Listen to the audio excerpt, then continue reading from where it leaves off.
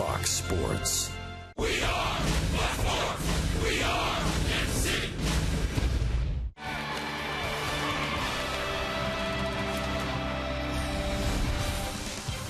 Welcome to Kauffman Stadium for Game 1 of a 4-game series between the Seattle Mariners and the Kansas City Royals.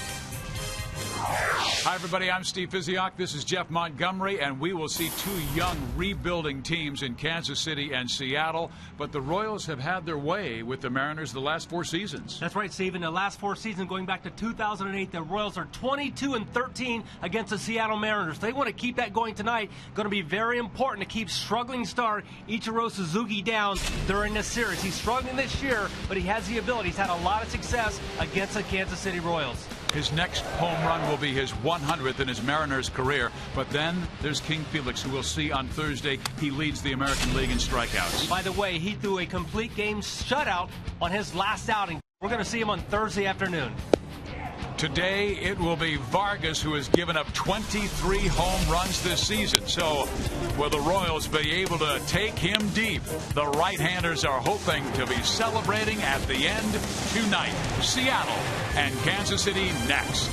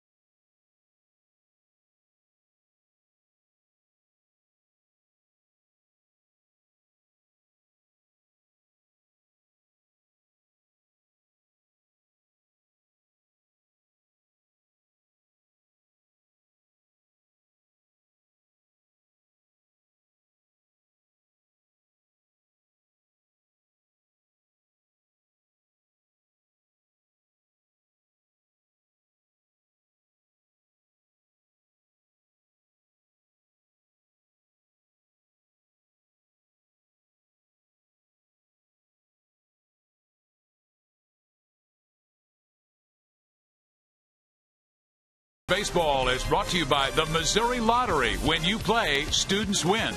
And by your Kansas City Chevy dealers, the official vehicle of the Kansas City Royals. When we come back, Joel Goldberg will raise a little cane.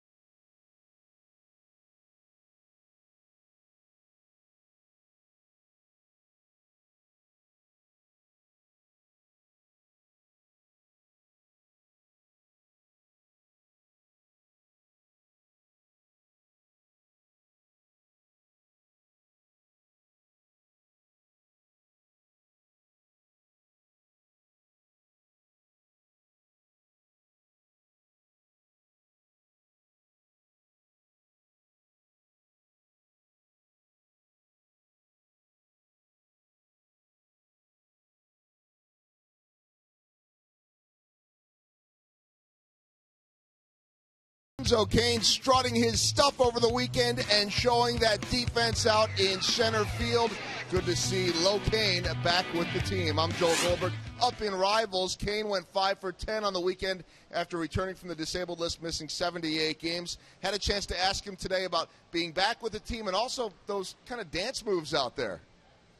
It definitely feels good to be back. You know, definitely enjoying this time right now. Like I said, I've been here for a few days right now, so definitely get back and be around teammates is definitely a good feeling. But the body feels pretty good right now. I must admit, I had a day off the other day. That definitely helped out a lot. But coming in today, feeling great, ready to go.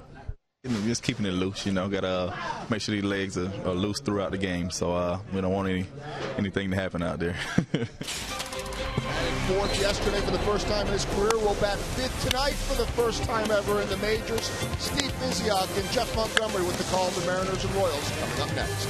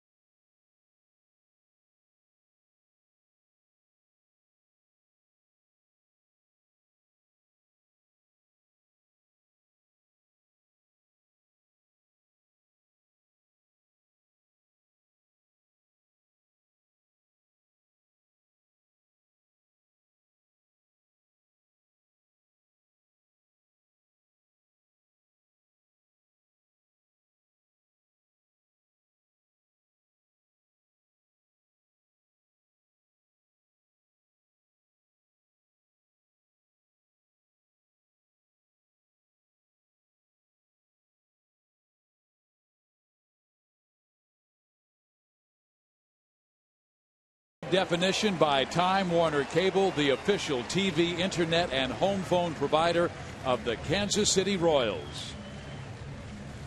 It is a warm evening for baseball in the Midwest, and tonight marks the first of 8 meetings between the Mariners and Royals, all coming over the next 14 days. There is the M skipper, Eric Wedge, and he will go with this starting lineup.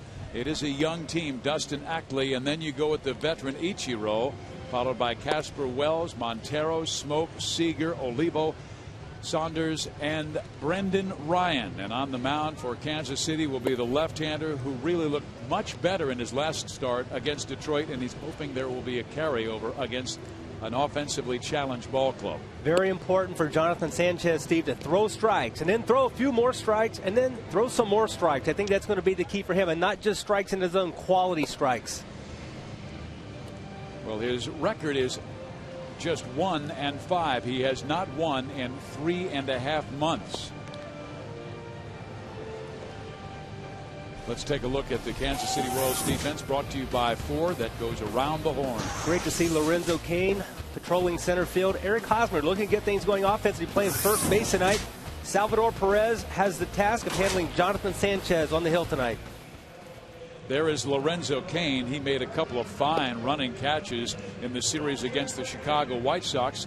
Unfortunately, the Sox would take 2 of those 3 games, but still Cain solid defensively, and on the offensive side, 5 for 10 coming off the disabled list. Here is Dustin Ackley.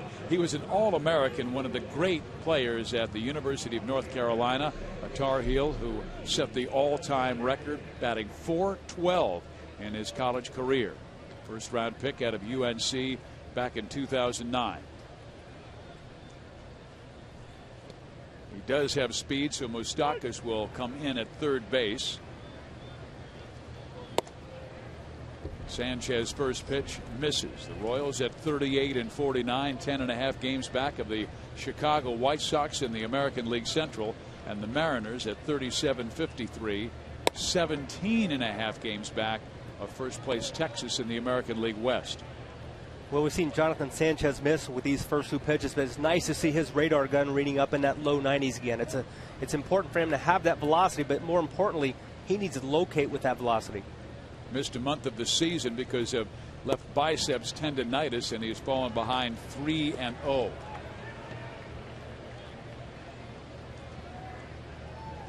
Ackley came in hitting .230 with 5 home runs and a little bit of a slide the last 3 weeks, and Jonathan gets a strike across. 3-1. Seattle lost yesterday to the Texas Rangers 4-0, and that has been a continuing storyline. And there's a walk by Sanchez. And as we told you, that has been a real problem. He has had a nightmarish first half, averaging 7.4 walks per 9 innings, and that would be the worst in the major leagues if he qualified. Our time and temperature is brought to you by the parking spot. First pitch was at 7:12, and our temperature rather warm, 95 degrees. Not only that, Jeff, but the wind is blowing out. It's crossing over from the right field foul line towards the left field foul pole, so right-handed hitters will have an advantage. And with a couple of left-handers on the hill tonight, we will see our share of right-handed hitters. Right now, a pair of lefties going back-to-back in Ackley and now Ichiro Suzuki. He's a veteran now, 38 years old, out of Kobe, Japan. Gets a strike. You can see his numbers way down. We have seen his numbers 100 points above that, nearing 360 in the past. But now in the twilight of his career,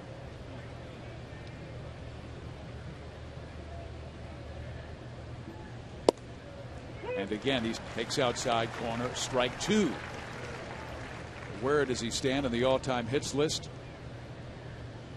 Right behind Heine Manouche, who's number 2 at 2,524. But if you include his 1,278 hits in Japan, Jeff, he has 3,801 hits.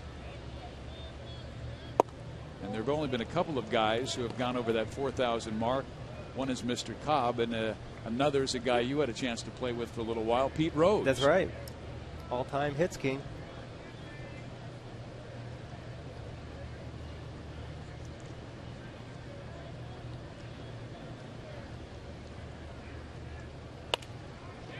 Fouled off. Interesting to hear Ned Yost today talk a little about Ichiro Suzuki and the way that he's amazing. It's almost like he can be running down the first base line and make contact with the ball, and he's gotten a lot of hits over his career with that style of hitting.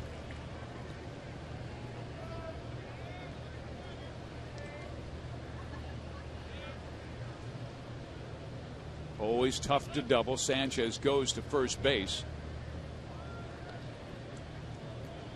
And that can be a bit of a concern. He had 2 errors in 1 game on pickoffs against the Houston Astros. He has Ichiro down in the count. A tough guy to strike out. Straight back. It's a good example of why Ichiro's had such great career as a hitter. He can take good pitches and just seemingly flip them foul and keep that at bat alive. I remember Wade Boggs was the same way. You get him down on a hole 0-2, 1-2, and throw some really good pitches to Wade Boggs. Next thing you know, you're throwing 10, 12, 15 pitches to him in a bat. And you're absolutely exhausted. In the air, shallow left center field, and Kane can't make a diving catch, and the ball tumbles away. So 2-1 with nobody out in the top of the first inning, and Lorenzo is down. Hopefully he's all right, because he missed 78 games because of both a a left hip flexor problem and a groin injury. Renzo outstretched there, unable to get that ball in the webbing of the glove. Very, very close to coming up with this play. Would have been a nice catch. So that is base hit number 2,524 for Ichiro Suzuki. And Kane kind of grabbing his side. He has played so well since returning from the disabled list. So you have speed on. Ackley at second base and Suzuki at first. And Casper Wells the batter.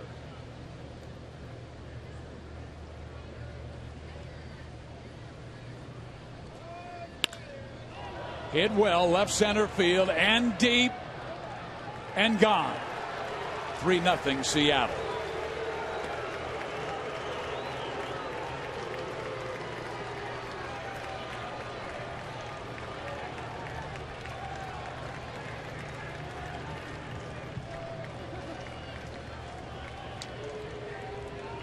See, we talked about the jet stream going out to left field. Didn't take the jet stream on this one. This pitch is really kind of middle, right in Casper Wells' wheelhouse. Number 5 on the year. RBIs number 18, 19, and 20.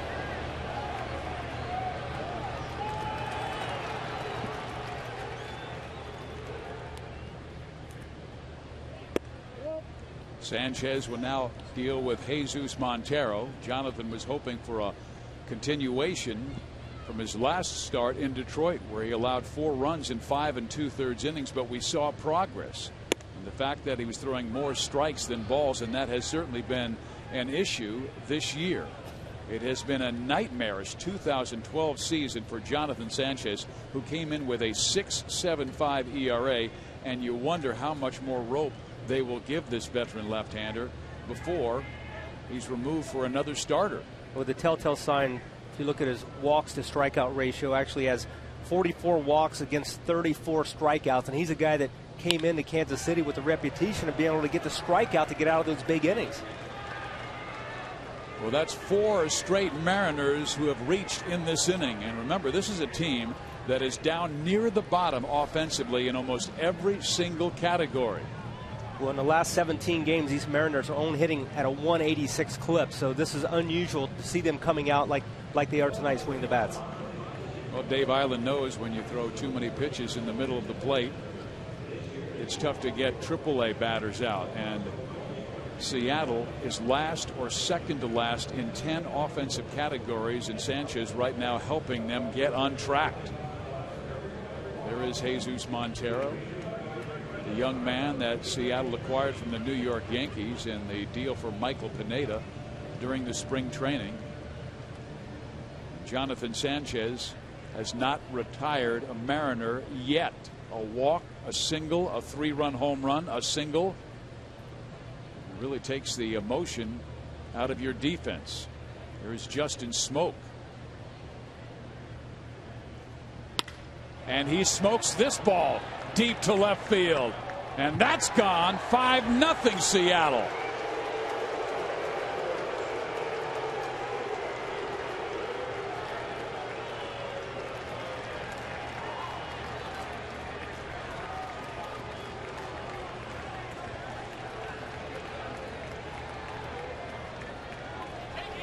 Well, Justin Smoke is a hitter that has a lot of power, but he's struggled mightily as of late, only hitting 199 coming into this ball game. But that is home run number 12 on the year for Smoke. Again, pitch right in the middle part of the plate. You just can't get away, regardless of where you are in the strike zone. If you're in the middle part of the plate, big league hitter is going to make you pay. What happened to the pitcher who was so much a part of the San Francisco success in 2008, 9, and 10, and helped them to a world championship in 2010? But has just labored terribly this year, and much to the dismay of Dave Island, the pitching coach, and Ned Yost, the manager. Still trying to get the first man out in the first inning.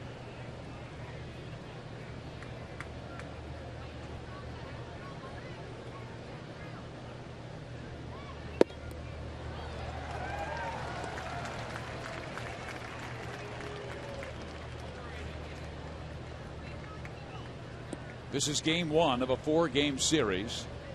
The Royals will send Tieford, Chen, and Hochaver in order.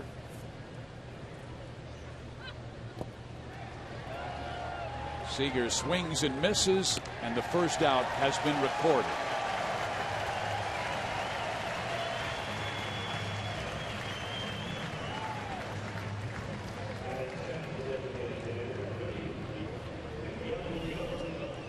Take a look here at the breaking ball that finishes out of the strike zone off the plate, and that's the whole key is to really make that pitch appear to be a strike and finish off the plate.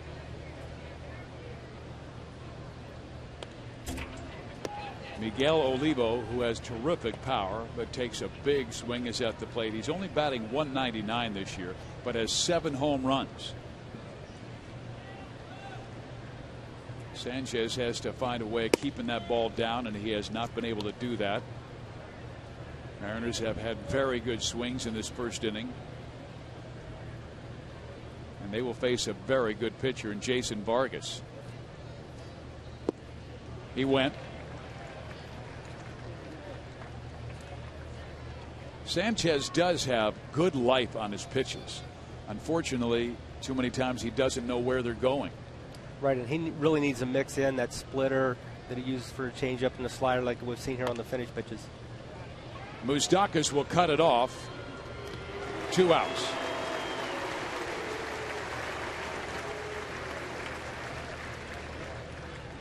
Well, Kansas City has plenty of time to come back. And I'll give you one stat that will give you optimism, Mr. Montgomery. The Mariners have held a lead in 23 of their 53 losses, leading the American League. And that's not a good thing to lead it in. No, indeed. Here is Michael Saunders. He too bats from the left side.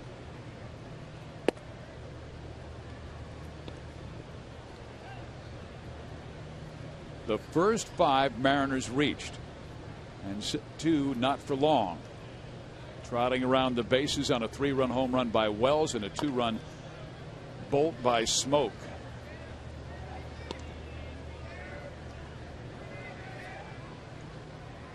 Seattle came in second to last in batting at .229 and second to last in runs scored, under 4 per game, but they already have 5 on the board in the first inning. Sanchez has the count his way, 1-2.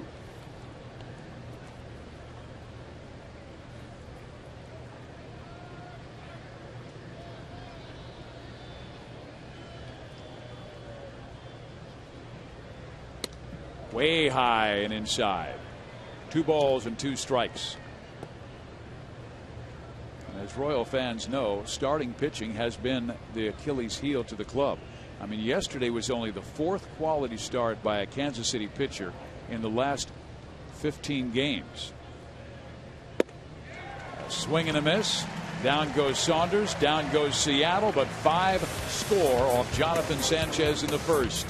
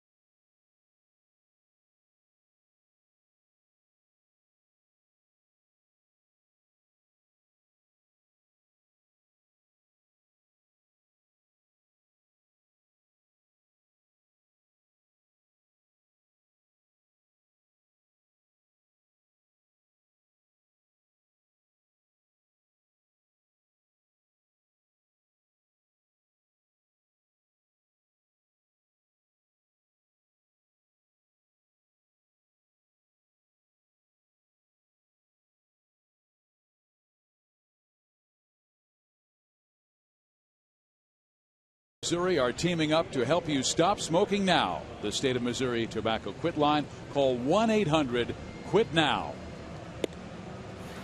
We come to you from Kauffman Stadium, where Seattle has jumped on Kansas City's Jonathan Sanchez early 5-0. Here's a look at the Kansas City starting lineup. Alex Gordon will lead things up. Then the red-hot Alcides Escobar. Eric Hosmer, given yesterday off, he's back in the starting lineup today, hitting third. Then Butler and Lorenzo Cain goes 5. Moustakas 6, Francoeur 7, Betancourt and Salvi Perez 8 and 9. And on the hill for Seattle, a 6-foot left-hander from Apple Valley, California, Jason Vargas. And he's coming off a complete game, one-run effort. The last start before the All-Star break. Got good numbers, 8 and 7, 4.07 on the year.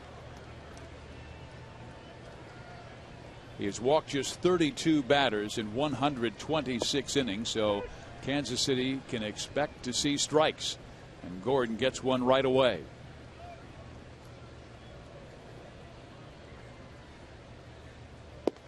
You had a chance to visit with pitching coach Carl Willis before the ball game. What did he tell you about Vargas? Well, Vargas is a guy who's not going to overpower anyone. He's going to top out at upper 80s. Occasionally might hit 90 miles an hour. Has a really good changeup, and that's a changeup we'll see very frequently tonight. He will cut the ball, and he'll use it almost like a slider that will kind of sweep away against the left-handed batters. He has had a lot of success against lefties, but he has overall given up a ton of home runs this year. And there's a swing and a base hit to left field by Alex. So he now has a 6-game hit streak.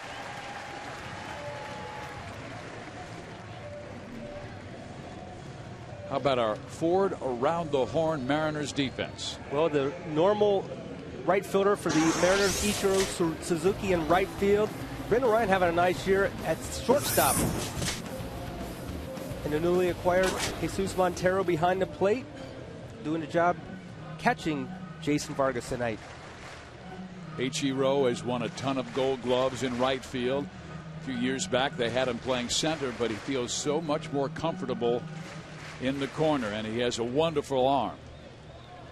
Here is Alcides Escobar. Had a great series against the Chicago White Sox, including his first career multi-home run game on Saturday in a 6-3 Royal victory. He's raised that batting average to .313, which right now is 10th best in the American League. Mike Trout of the Angels leads everybody at .349. Couple of pretty good names to be mentioned at the top of the American League batting. Mike Trout, looking forward to seeing him playing against the Angels at some point here. Coming up next week, the 1-1 pitch, and Escobar takes it low, 2 balls and 1 strike. Escobar's been hot, but so is Vargas. Last 3 games are quality starts, Jeff, since getting blasted for 10 runs in just 4 1/3 innings by Arizona. Ground ball third. This could be 2. It is a double play.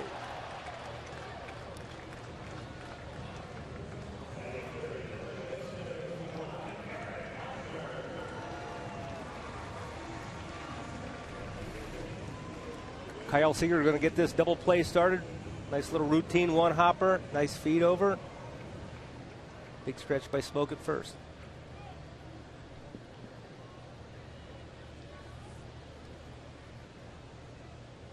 Vargas now facing Eric Hosmer, who takes a first pitch strike. Eric took yesterday off, sort of, but he and Kevin Seitzer worked for a long time in the batting cage underneath. And he said Hosmer has blisters on his hands from so much work.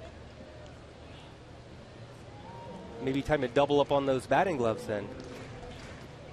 He said for 45 minutes straight. He worked from 10:15 to 11 yesterday morning, and it was about shortening his swing, staying inside the baseball. His swings in the first 2 games back have not looked very good at all. We know he struggled, but when you're rushing out to get the ball, it's like the hitter's trying to almost attack the ball instead of letting the ball get to him. That's what he's looked like these first 2 games back. Hopefully he can get that squared away and carry it into the games here. And pitchers, you guys will watch that video and you'll see what pitches that hitters are swinging at, and you go, well, if he's going to swing at a pitch that's a ball, I'll throw him. out of the zone. Exactly. They don't even need to throw a strike. The aggressive hitters let them get themselves out. Charlie Lau used to tell George Brett, take a walk every once in a while. He said, it's amazing what a 1-for-3 game can do to raise your batting average. He says that 0-for-4, not so good. Take a 1-for-3 and a walk, and Hosmer takes a walk. Baby steps. And that was really one reason I hated to pitch against the guys like the Kenny Loftons and the Omar Vizquels. They wouldn't get themselves out. You had to get them out. Well, we saw that over the weekend with Kevin Youkilis. Did he put together some great at-bats against Royal pitching? Here is Billy Butler. He has raised his batting average to .295 by hitting .379 the last 7 games that he has played.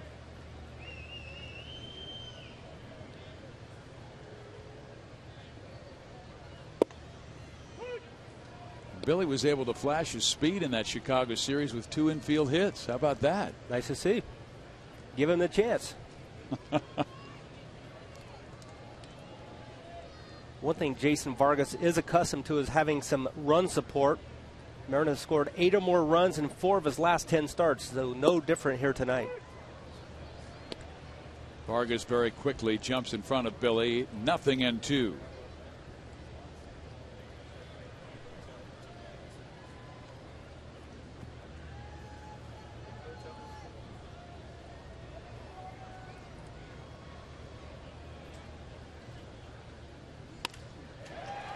Ackley has it. He comes back to the bag, gets the force. The inning is over. We head to the second inning of play. Seattle with a 5-0 lead.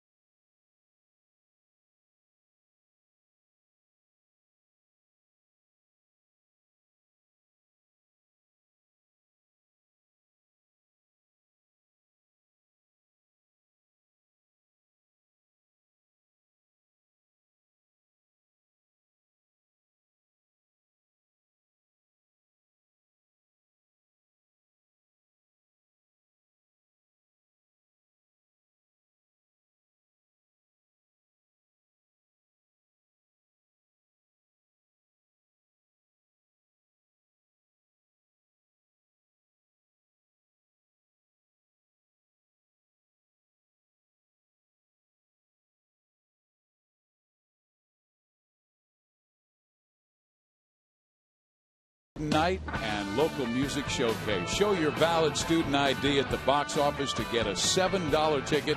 Make sure to get here early for live local music and drink specials in the outfield experience before the game. This week, the band Hearts of Darkness will be playing. So go to Royals.com/student night for tickets.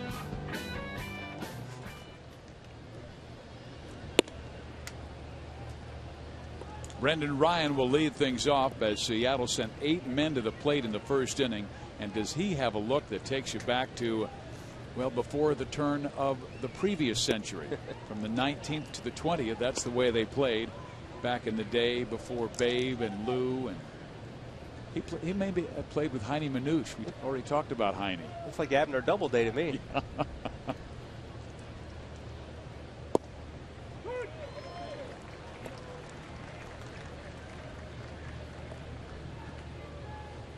Brendan Ryan, his batting average just .183, but he turns it around by playing some fabulous defense at short. Swing and a miss here, and the count 2 balls and 2 strikes. Brendan, 30 years of age, from Los Angeles, California. Cardinals' 7th round draft pick in 2003.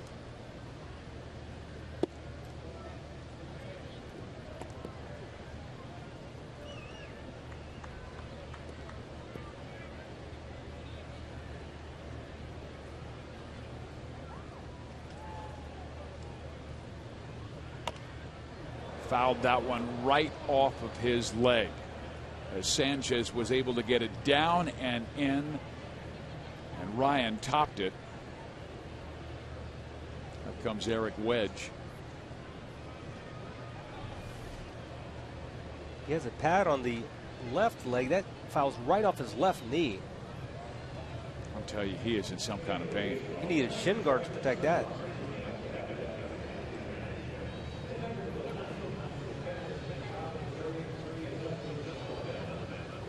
I've never experienced that, so I don't know exactly what it feels like, but it sure cannot be good.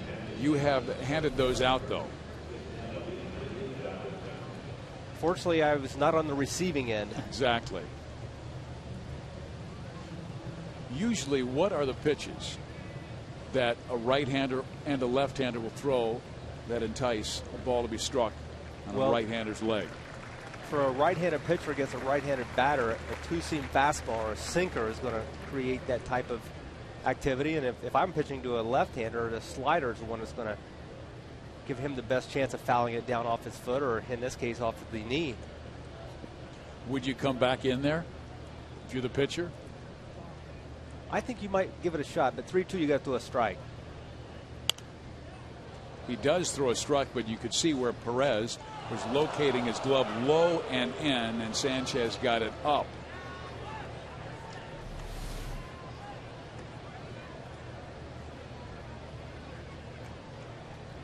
That pitch was supposed to be down, but unfortunately it wasn't. He's wanting it down this time. Taps the glove on the ground.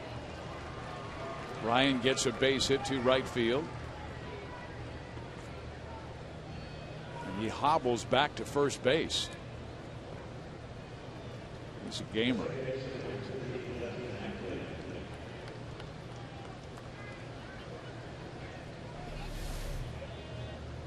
See, down on the ground, he's wanting that ball down low, finish out of the strike zone. Ball ends up in the strike zone about thigh high.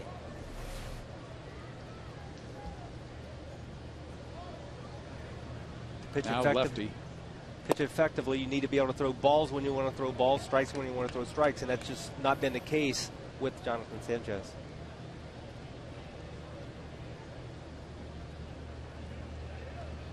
Dustin Ackley walked his first time up.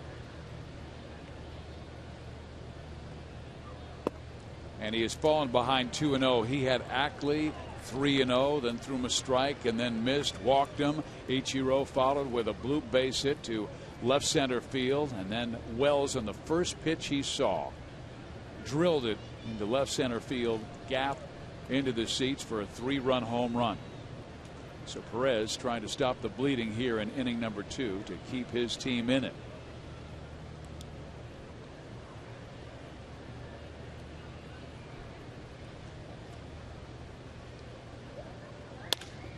Ground ball, base hit, right field.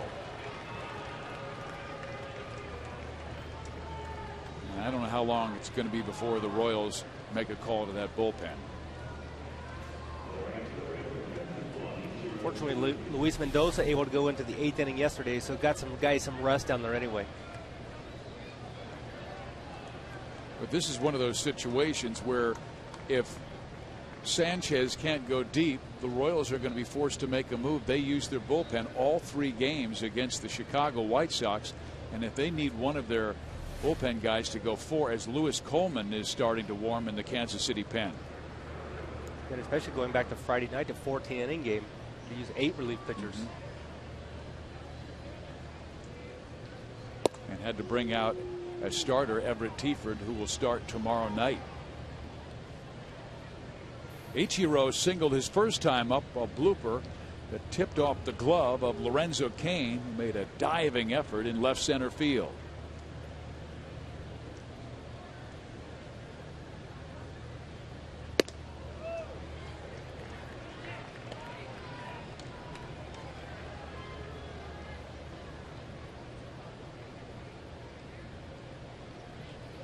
You're always asking for trouble when you don't know where the baseball's going. And Jonathan doesn't know right now.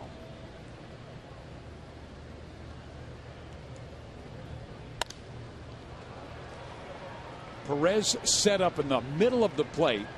Jonathan threw a strike, and Ichiro pops it up, so Kane is there for the first out of the second inning.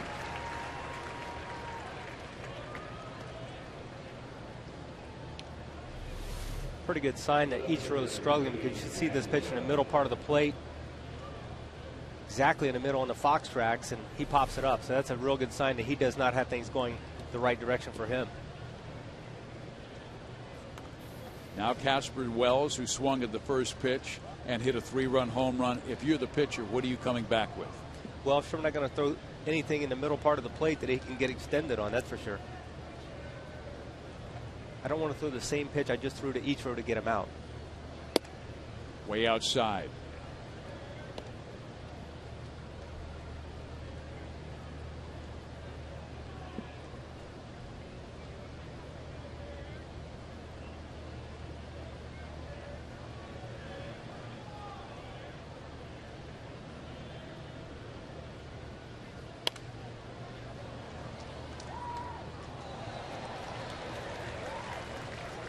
And really the problem Sanchez has right now is when he's throwing balls that are so bad off the plate, hitters not offering at them. So he's got to really kind of come into that middle part of the plate to be able to throw a strike to get him to swing.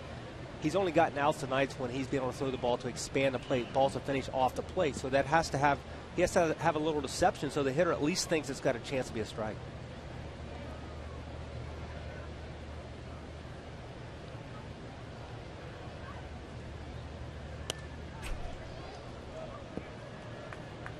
He has the count his way 1-2, and this is a superb umpiring crew. Jim Reynolds is the home plate umpire calling balls and strikes. James Hoy is at first base. Jim Joyce, one of the best, at second, and Mike DeMuro is over at third base. But that pitcher has to help out the umpire by being close where he gets those calls. If you're consistent on that outside corner, you'll get some calls that might be an inch or two off.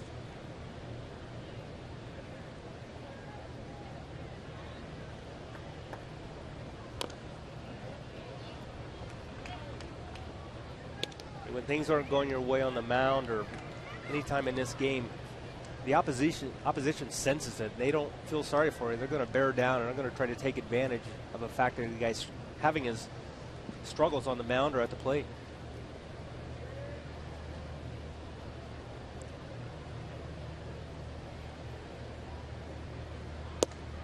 Breaking ball, misses down low. Didn't miss the zone by much.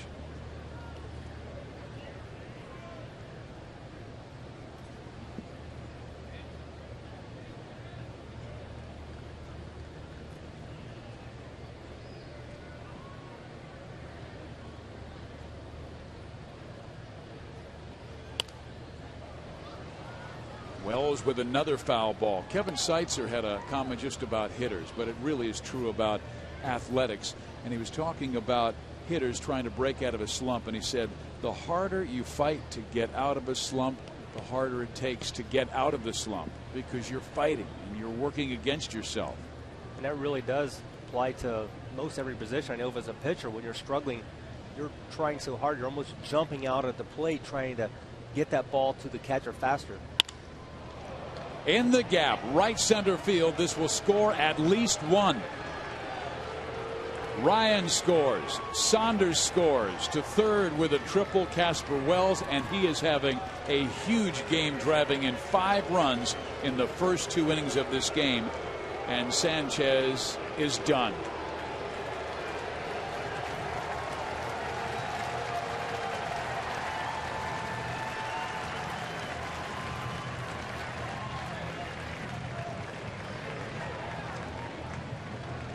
Already in the second inning, it is our Chevy call to the bullpen.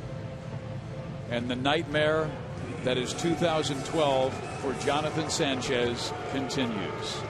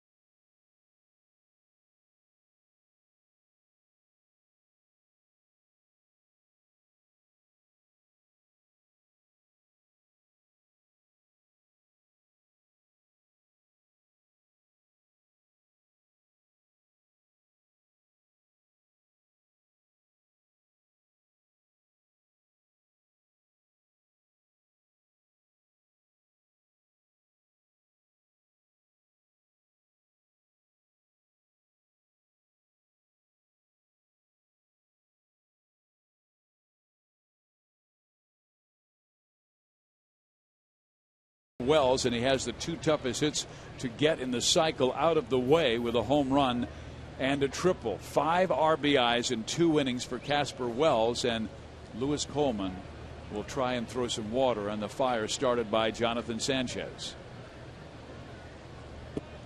If the Royals have any chance of pecking away and getting back in this ball game, Luis Coleman's going to have to come in and really just settle things down, get this team into the 4th, 5th inning of the game. 7-0 is tough to come back from against Jason Vargas, who has been very good for Seattle this year. And Coleman gets a strike across. With plenty of time, as the Royals will have 8 opportunities to face Seattle pitching. Montero singled his first time up and scored on Justin Smoak's home run.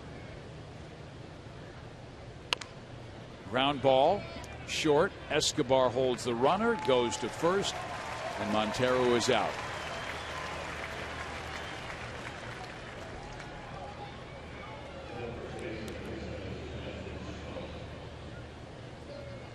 Lewis Coleman, when this night started, didn't think he'd be getting in the game this early. He is a guy who is vying for his spot full time on the Royals big league roster. Tall right-hander out of Greenwood, Mississippi, will now face Justin Smoak.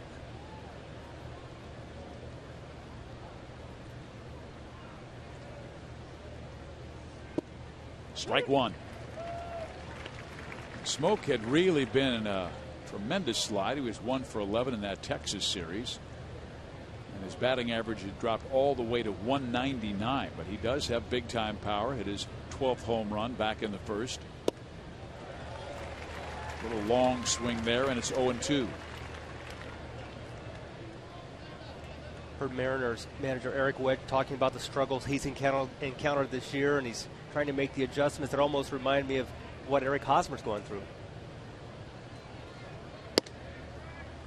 And Smoak 25, and Eric Hosmer 3 years younger. He has not let his offense affect his defense.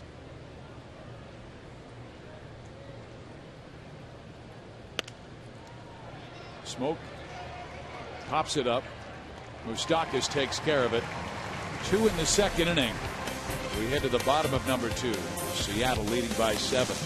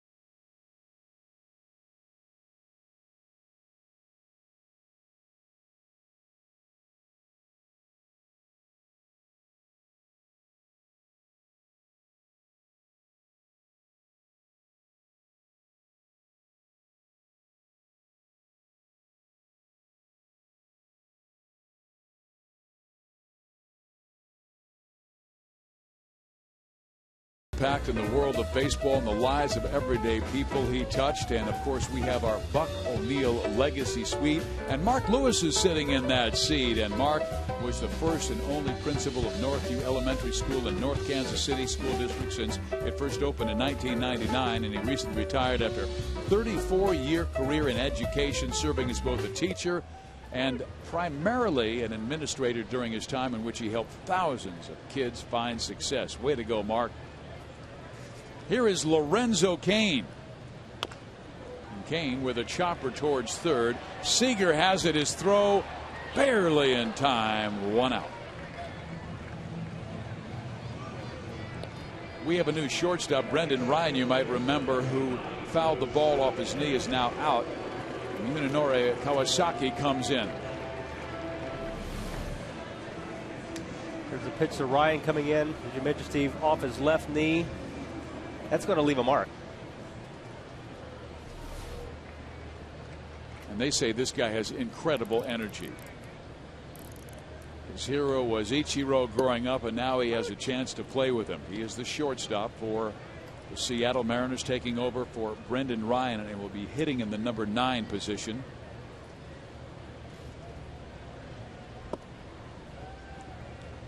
Mike Moustakas, the batter. He was 4 for 15 in the Chicago White Sox series, including blasting his 16th home run. Now his 48 RBIs. Foul.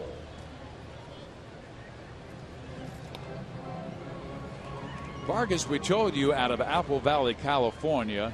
It took him a while. He pitched in 3 different schools, first at LSU and then Cypress Community College, and finally at Long Beach State, where he was the number 2 starter to Jared Weaver. He's had a pretty fair start for the Angels this season.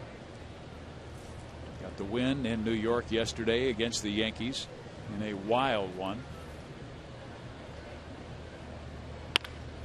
Ground ball up the middle. That's a base hit.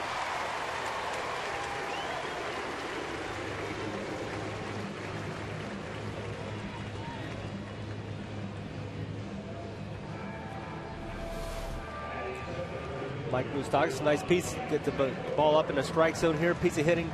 Base hit to right field.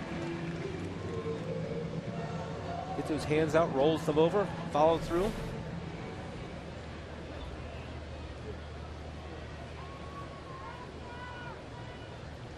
Vargas to face a right-hander, and righties have been tough on him this year. He has allowed a major league most 23 home runs, and 18 have come to right-handed batters. Francoeur with 8 home runs this year. He's driven in 27.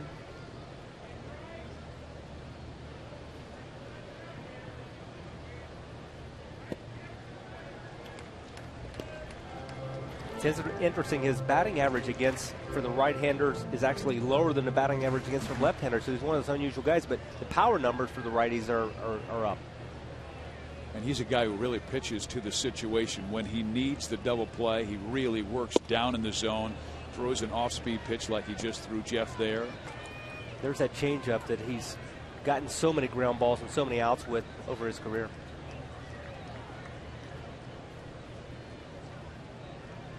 Jason was the Marlins' second-round pick in 2004 out of Long Beach State. Fouled off and then traded to Seattle, where he has become a star. And there's a lot of people say he might be in the trade block because they think he could be an excellent 4 or 5 guy on a very good ball club. And everybody, of course, needs pitching. In talking to Mariners pitching coach Carl Willis, he was talking about his composure. He's got great makeup and a mound. He's a competitor. Francoeur skies one in the air, left center field, backing up. Saunders, about 10 from the warning track, pulls it down, and Moustakas was thinking about going but does not.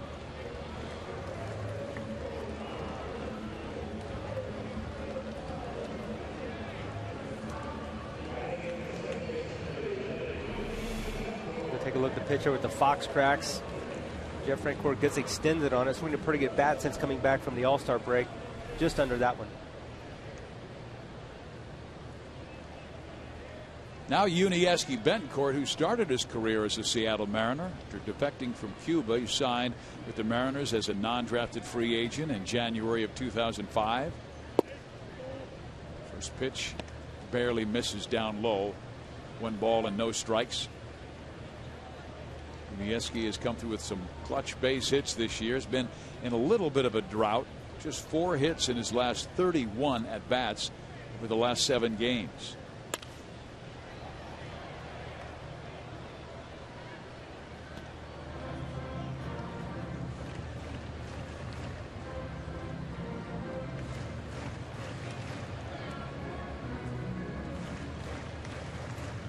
It's a warm evening in Kansas City. We told you the wind blowing out to left. It has helped Seattle with a couple of home runs. In there. Good fastball at 88 miles an hour. Well located.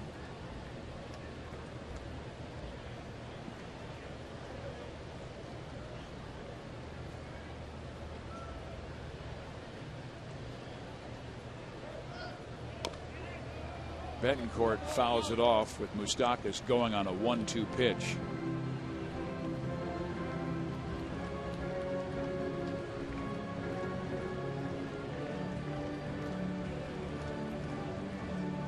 I haven't seen a slide step from Vargas. He usually has a rather dramatic turn, hip turn towards first base.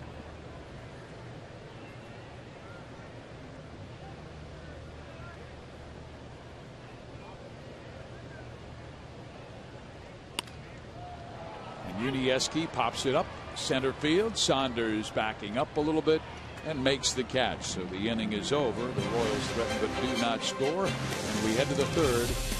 KC trailing by 7.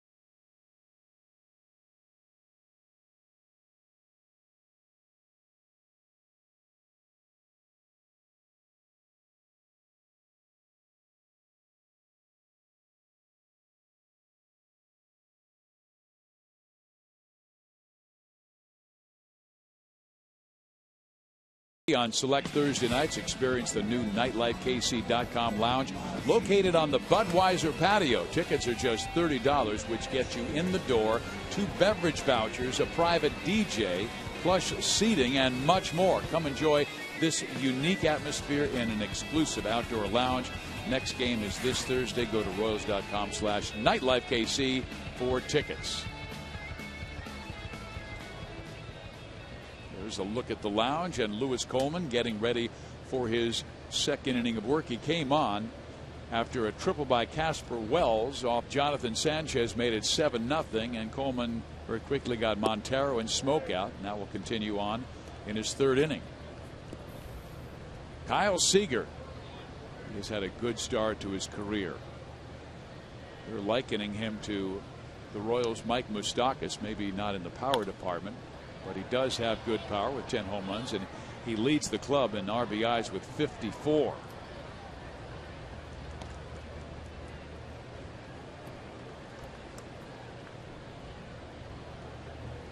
Kyle played with Dustin Ackley at the University of North Carolina. Dustin, the second baseman, and Seager, the third baseman.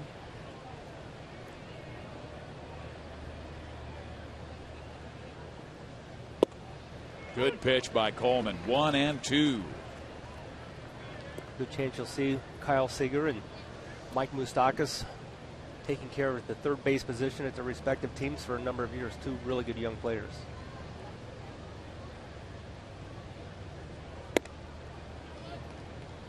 Jeff, a lot of people know what starting pitchers, they're very routine oriented, what they do in between their start. But for a guy like Lewis Coleman, what is it like, his preparation, his daily routine, getting ready when he doesn't know when he's going to work? Well, he's going to approach each game like he has a chance to pitch, and if he gets into a certain inning where he's not getting the game, he's going to take opportunity in that bullpen to get a side session in, so he maintains that sharpness, so he will be able to take it onto the mound when he needs to. Because he is a guy who can be very valuable, because he is a guy who, as the saying goes, has a rubber arm where you can pitch him 3-4 times a week. And at LSU, he was a relief pitcher as well, so he's accustomed to staying sharp and maintaining that sharpness regardless of how many days of work he gets. Gets the pop up here on a pitch up and in, and Escobar takes care of it.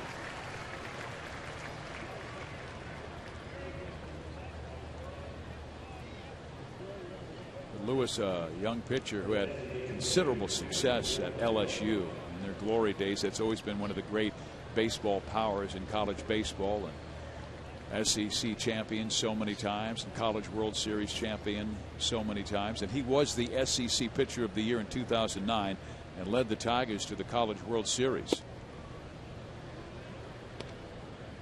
Here is Miguel Olivo, rounded out to third his first time up. Royals fans will remember Olivo from playing here in 2008 and 2009.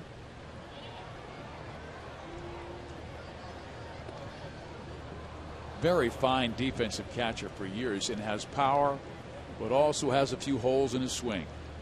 He does, and the defense was really the issue with him at times here, keeping the ball in front of him, a lot of pass balls and wild pitches as a result.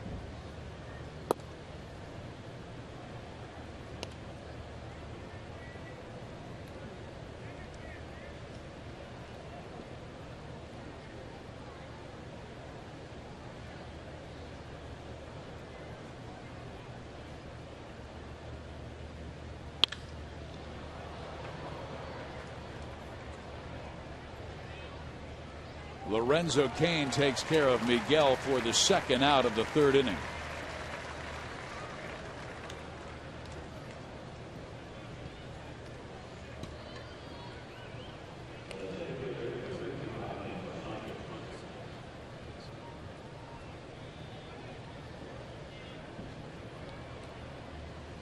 Good crowd on hand for game one of this 4-game series. Royals in the next 3 will send Teaford and Chen in the evening games, and Hochaber in a Thursday afternoon affair. And that'll be a good matchup with Felix Hernandez. Michael Saunders takes inside, ball 1. Saunders struck out swinging his first time up. This is a young man who played on Team Canada. He was born in Victoria, British Columbia. Absolutely gorgeous area. Just off a little bit northwest of Seattle. Pretty this time of year.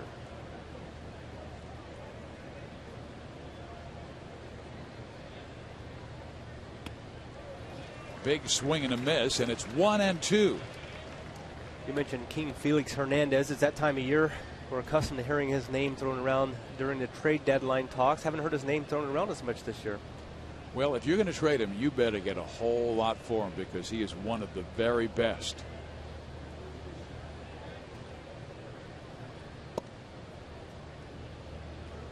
I'm sure the Yankee conversation was first starting with King Felix and then went to Michael Pineda when they made that deal before the season opened. And the Mariners were able to acquire the talented catcher Jesus Montero.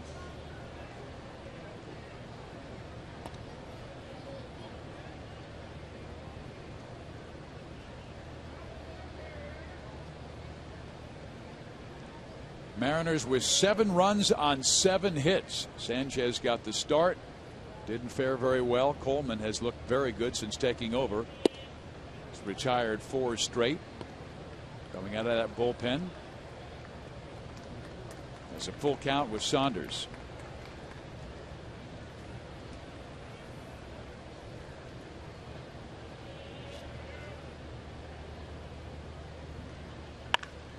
Foul.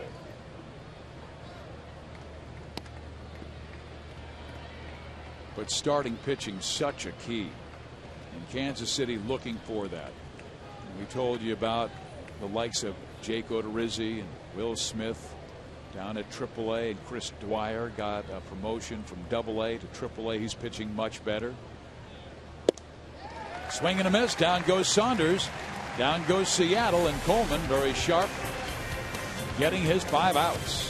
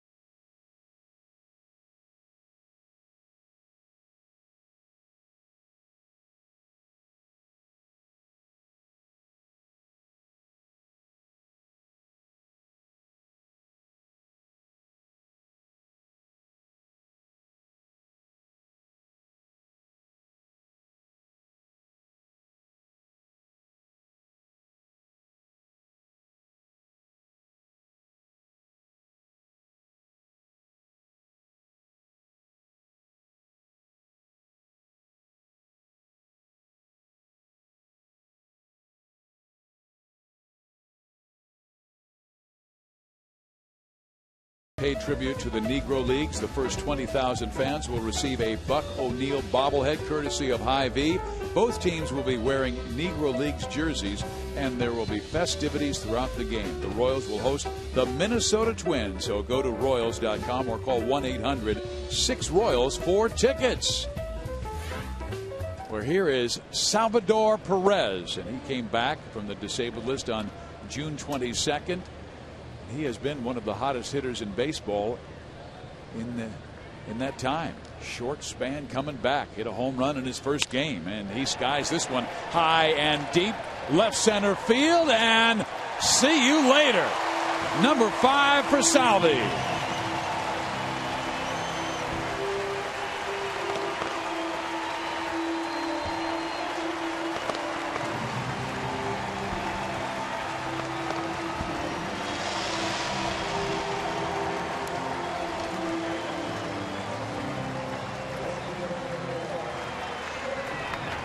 Salvador Perez going to give the home faithful something to get excited about here tonight in this 7-0 game, making it 7-1 now with a home run to deep left center field.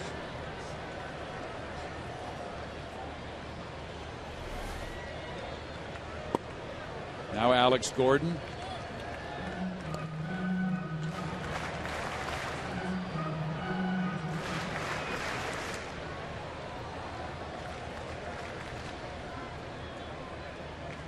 Alex with a base hit his first time up, was doubled off though on a ground ball struck by Escobar. 7-1. Kansas City trailing by 6.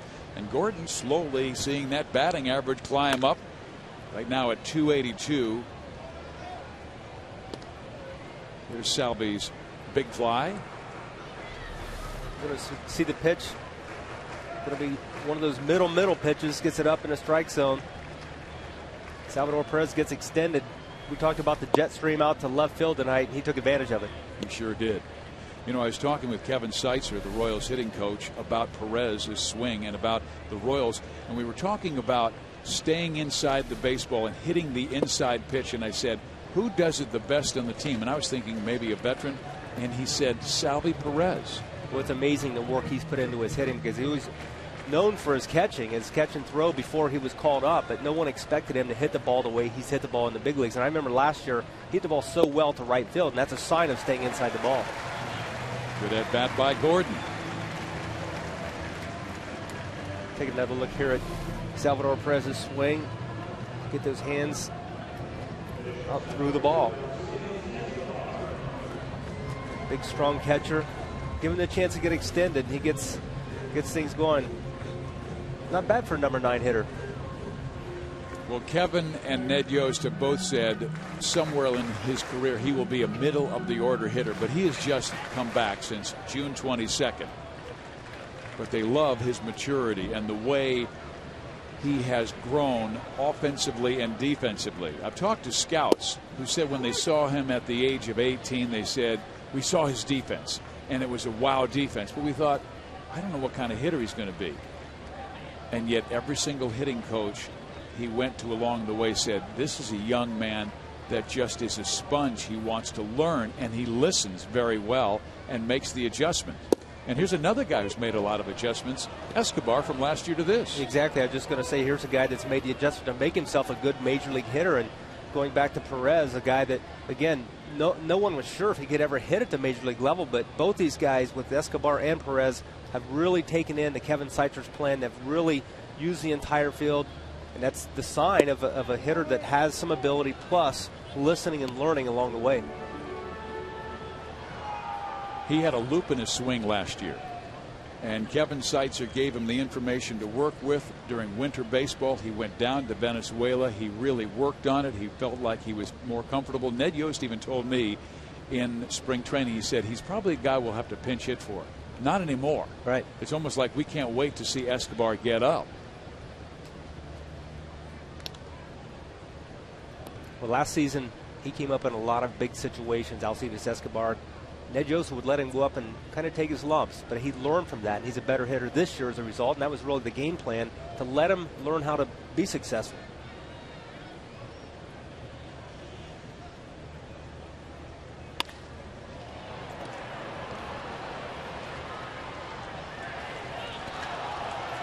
A double play. Second time that Escobar has hit into one.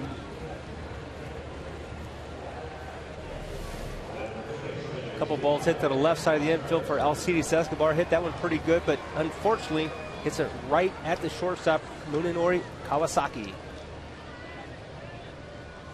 Dustin Ackley with a nice turn at second base.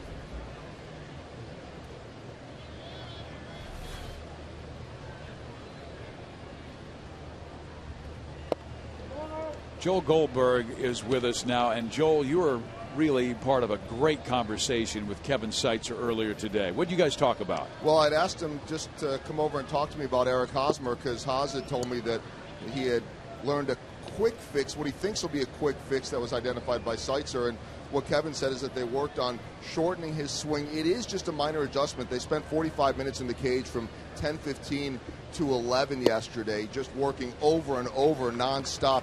But the interesting thing that Kevin said is he said he had a similar problem in his career where he just got cold, but his lasted for 4 years. He said he couldn't figure it out, but he knows how to change and fix Eric Hosmer. Small adjustment. He said the bigger issue is once he gets comfortable with what feels awkward now, is getting it in his head and getting that confidence. He says the mental controls the physical, and if the brain doesn't choose to have the right mindset, then it really doesn't matter. Joel, but I know that I love this. He's walked his first 2 times well, up. I was going to say that I know that you know, Eric told me today that walks would be a good first step, and Kevin Seitzer would say that too. And so even though you haven't seen that adjustment go through yet, the fact that he's on base and being more selective is a good sign. And Joel, what did Seitzer have to say with regards to his at-bats coming out of the break? Was it almost like, hey, we got to fix this thing in a hurry? Did he notice something that had really changed? I know that talking to Kevin a few days ago or over the weekend, he knew that this needed to be fixed quickly. And obviously it's been an up and down year, a lot more down than up. But really the one thing that Eric told me today was he thinks that in the long run that this is all going to make him a better player. And Kevin was saying the same thing. He's never struggled like this before. And that's why he thinks that 90% of this right now is mental. But got to get that 10%, which is the adjustment in place, get comfortable with that, and then start believing again. And, Jeff, you know what I love most about him? He's going through the struggle, and yet every time you pass him in the hallway, he looks you in the eye and says, hi, how are you? Oh, he's been a trooper through the entire part. And a lot of weight on his shoulders coming in this season. He was the player that everyone was expecting to carry this team offensively. And, you know, we see Billy Butler here to play, a guy that's had a track record of being a fine offensive player. But Eric Hosmer's arrival last year, it was almost as though he was going to be the guy that they built this team around. And Eric just stole his 9th base. He had a good read of Vargas's move.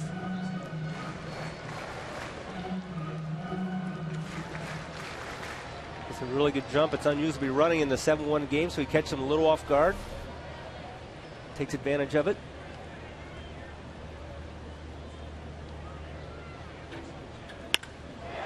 Billy Butler with a bomb to left, and it is way out of here. That almost hit the Royals Hall of Fame.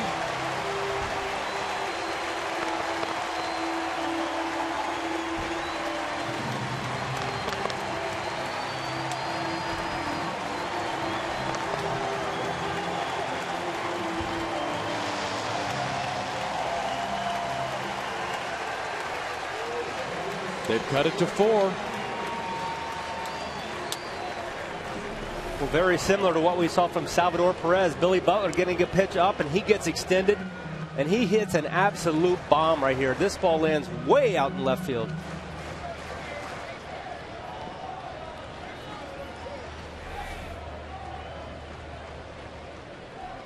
That's his first home run in 46 at-bats since June 27th, so Billy gets number 17. Just a few at-bats after Salvi Perez hit his 5th. Now Lorenzo Cain, the batter, he grounded out to third his first time up. Lorenzo looking for his first home run of the year.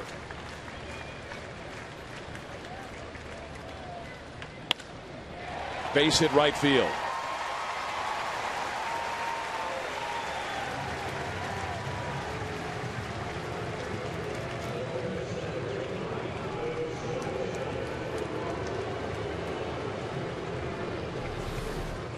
Lorenzo Cain's going to go the other way, gets a pitch outside, keeps the hands on the inside like Kevin Seitzer likes to see so well. Use the other side of the field. Drive it to right.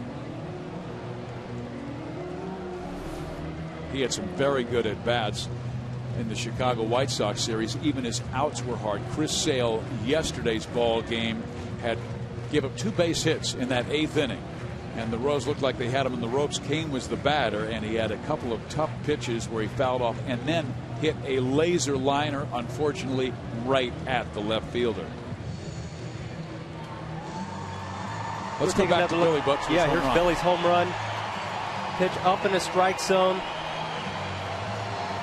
Again, he got his hands on the inside, gets a bat head extended. 422 feet to left field.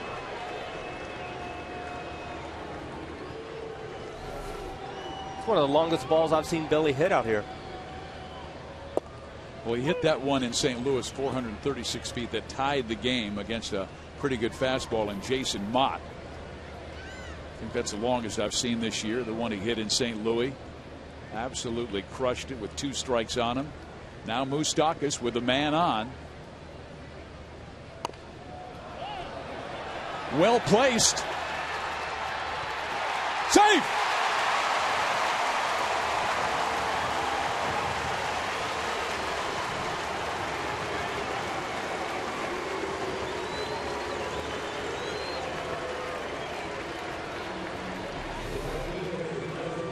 Mike Moustakas didn't hit the line drive to right. He gets one in the right spot here.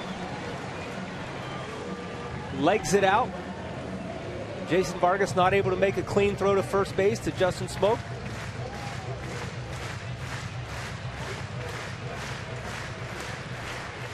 Looks like a line drive single to left in the book. You love to see hustle rewarded. See if Frenchie can come through with 2 outs, and he swings at the first pitch and fouls it back. He had very good swings in that Chicago series, including a home run and a double. Had 5 hits. First time up, hit a long fly ball all the way to the track in left center field.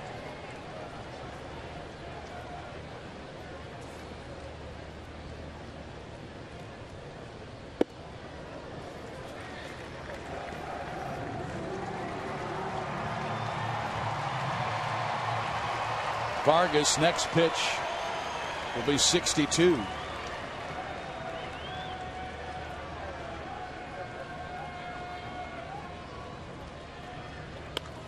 Ooh, he had that one in his wheelhouse.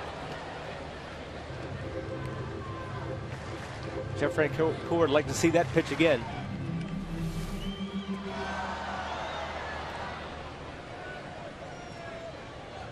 Vargas has that very good changeup.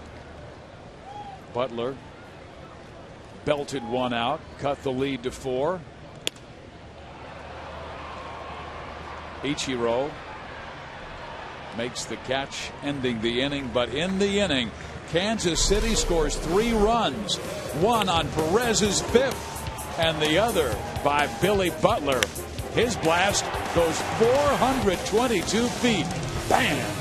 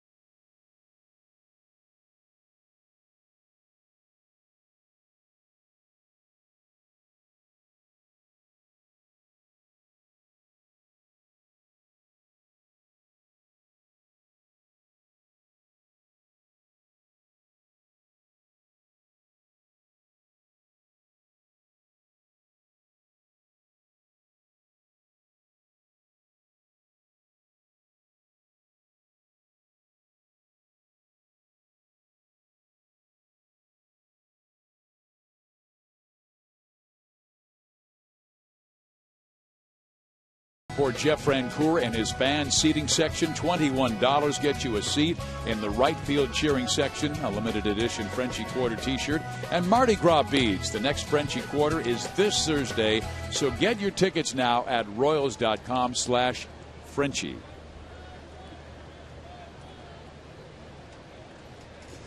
Jeff in right field, as we'll see the first at-bat. Yunenori Kawasaki is down in the count. 0-2. He came on when Brendan Ryan fouled a ball off of his left knee, and he continued on and scored a run, but they had to get him out of there because it swelled up. And Ryan is out and Kawasaki is in.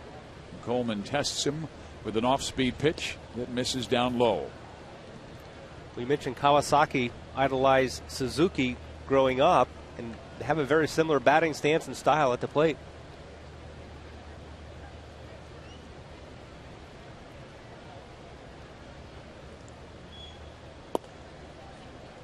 Sure does. It looks like everything's going to go to left field if you swing. Remember when Sadaharu O was the big thing back in the 70s and set the all-time home run record, and you had every single young Japanese player with that high leg kick, and then Ichiro comes along and he was Japan's very best. He and Hideki Matsui were rock stars in Japan. One of the most flexible athletes I've ever seen.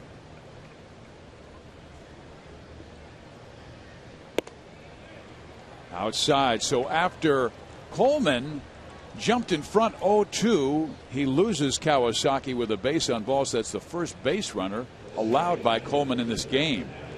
And Jeff Francoeur in right field. He knows all about Dustin Ackley because MLB Network shows this catch over and over when Jeff robbed him at Safeco Field.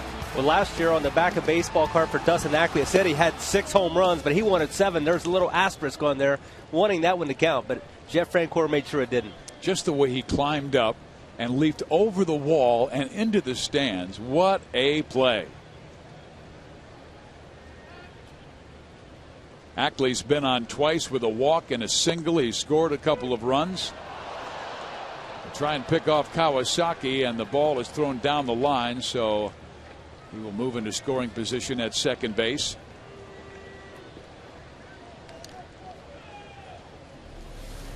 Looks like Salvador Perez is going to give it a shot, but maybe Eric Hosmer got a little tangled up, and Kawasaki trying to get back to the base. So Salvi will be charged with the error.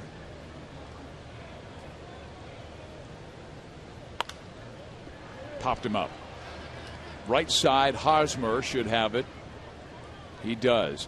And Jeff, it's really imperative in a situation like this where your club scored 3 runs, where you keep Seattle quiet, and the momentum would swing still with the Angels if they can shut them out in this frame. We hate to see a leadoff walk end up scoring. Nice job by Coleman here getting the pop up to not allow Kawasaki to move over to third base. So here is Ichiro Suzuki. Royals trailing by 4, 7-3.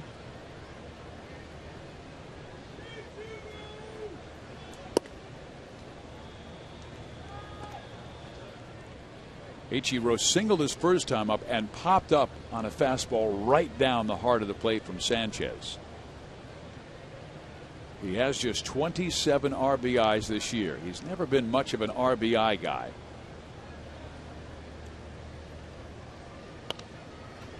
Fouled back.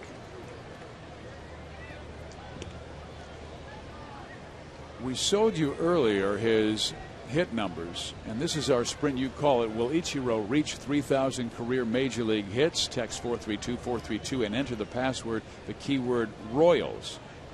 Say yes or no. Remember, Ichiro will turn 39 after the season ends.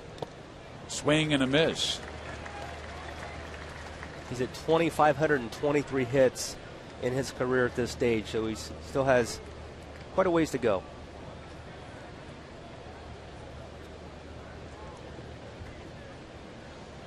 And he's making $19 million a year, and I'm not sure if he'll get that kind of money with his next club.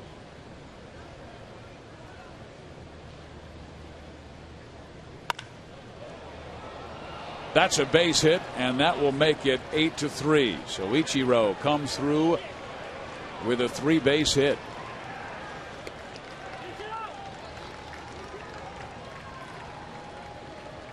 So the leadoff walk comes back to haunt Lewis Coleman right after Kansas City scored 3 times in their half of the third. Well, this is the Ichiro we're used to seeing here in Kauffman Stadium. He's done this so many times over the years. Once he gets things in the outfield, his wheels will allow him to advance all the way to third base. He is the second best batting average in Major League against the Royals at Kauffman Stadium. With a career batting average of .370, it's still going up with a 2-for-3 game tonight. Albert Pujols, a .379 hitter at the K. Here is Casper Wells, who has homered and tripled. Royals will play the infield in. And with the speed of Ichiro, Seattle may have the contact play on. Go on anything. Swing and a miss. Well, tomorrow's starter is scheduled to be Everett Tieford, but he's warming up here in the 4th inning of tonight's game, so stay tuned. Exactly.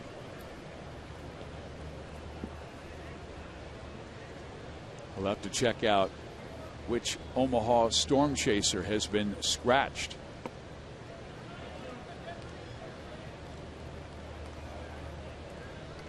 They have had some very good starts down at Omaha, and the storm chasers certainly have been one of the terrific teams in the Pacific Coast League, in first place in their division with a record of 58-37.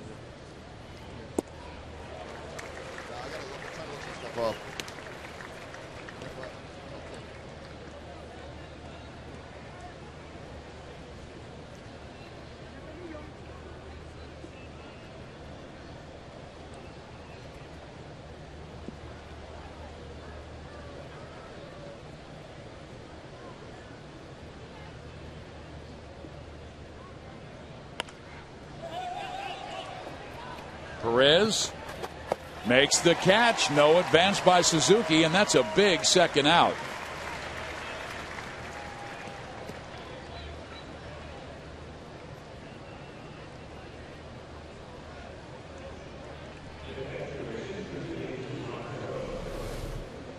I'm going to see the pop foul here. Notice Salvador Perez turns his back to the infield. That ball is always going to spin backwards toward the field. Doesn't go all the way to the screen. Plays it nicely. Mariners with 8 runs on 8 hits. Kansas City with 3 on 6.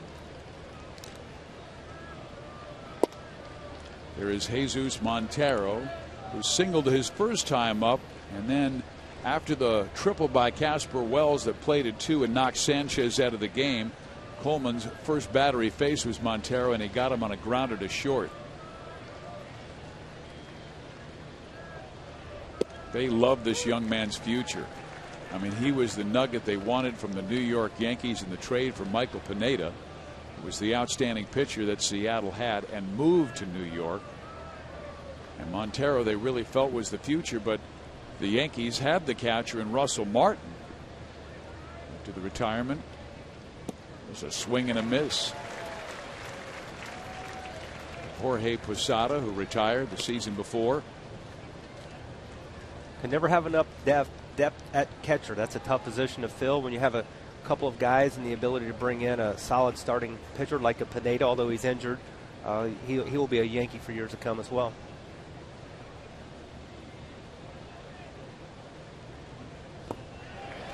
Montero swings and misses. Coleman does a good job after the triple by Ichiro. Seattle with 1 in the 4th.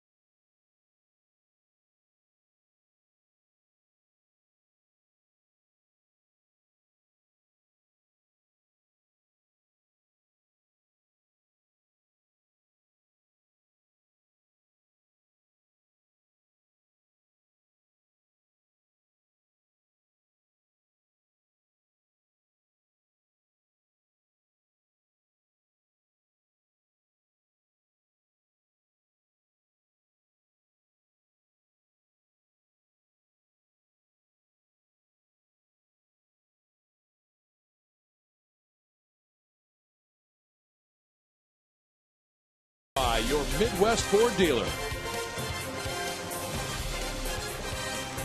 By AT&T, the world's largest 4G network. AT&T, rethink possible. Welcome back to Kansas City, where the Royals trailed the Mariners 8-3. Jonathan Sanchez only went an inning and a third. Because of that, we've been talking about who might start tomorrow if the Royals bring Teaford out of the bullpen. For more on that, let's go to Joel Goldberg. And I think, Steve, that's the question. If Teaford comes in, now you need to start looking at guys in Omaha. They already have started playing tonight, and the guy that's pitching tonight is Chris Dwyer. It's his first start since being called up from Double-A, so that's not an option. If you're looking at guys that are on the 40-man roster, Nate Adcock pitched yesterday, got knocked out early in the game, but he would be able to only come up if there was a DL situation, because it's been 10 days as you see the Yuniesky Betancourt hit, and then we'll continue the thought. Betancourt will make it his second base with a leadoff double, so a good start for Kansas City. Joel? The other choices, first off, Odorizzi pitched a couple of days ago. He wouldn't be ready. Will Smith is pitching better than anyone. Last 4 outings, he's got a 1.30 ERA, but he pitched just 3 days ago, so he would have to pitch tomorrow on short rest. That wouldn't make sense.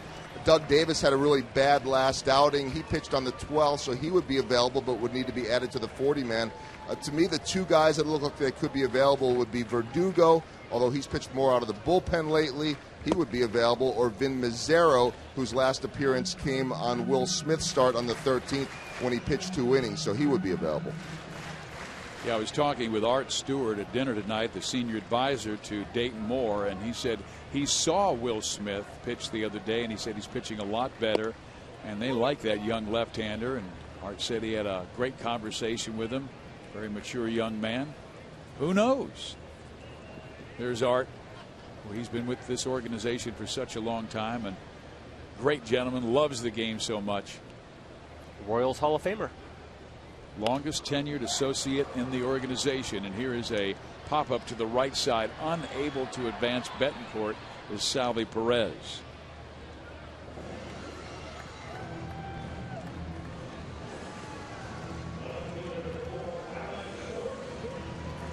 We were talking about Art Stewart, and he was inducted as the 23rd member of the Royals Hall of Fame in 2008, as well as the Professional Scouts Hall of Fame, the 2007 winner of the Roland Heeman Award for longtime service in scouting and player development. Man, does he have some great stories. Other than Denny Matthews, I believe he's seen more Royals games in person than anyone. Yeah, Denny's seen a few, hasn't he? He has. Like all of them. Here's Alex Gordon.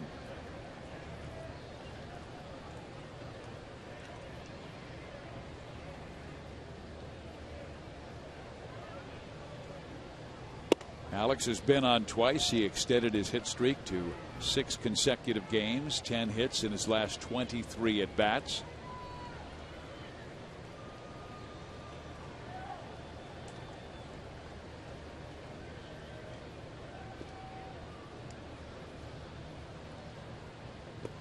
You know, Alex didn't go to the All-Star game last year, even though he deserved to, hitting .299 with 50 RBIs at the All-Star break, and wound up hitting .303. But he said he got to do something this All-Star break that he was never able to do as a father. He took his son Max to the ball game. He said, you know, my wife is the one who always has to take him to a game. Here's a drive to left field. And it is run down by Casper Wells, tagging his Betancourt. He moves to third, where he is out. Not a wise move.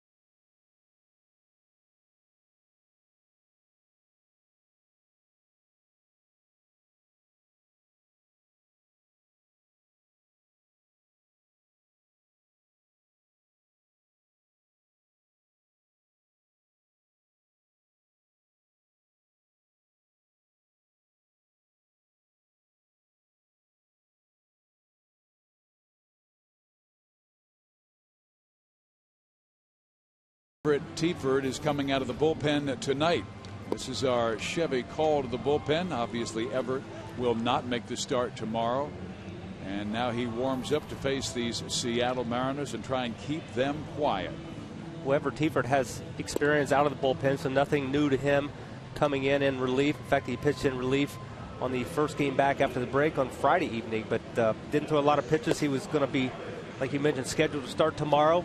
So we'll see who will take that slot. I guess there's maybe would be some consideration. Can Bruce Chen come, pitch on 4 days rest? But sounds to me like there may have to be a move made. And Joe Goldberg was all over that, giving us how many days off guys have had rest in Omaha, who could be available. It might be Johnny Allstaff tomorrow, which means everybody in the organization is eligible to throw. Here is the pitch by Everett Teaford. And this is a guy who is a joy to be around, great competitor. And his teammates love him. He's one of the guys you really pull for, Steve. Could never tell if he's on top of the world or struggling on the mound. He's just a guy that goes out there and does exactly what his manager and his pitching coach asks him to do with a great attitude.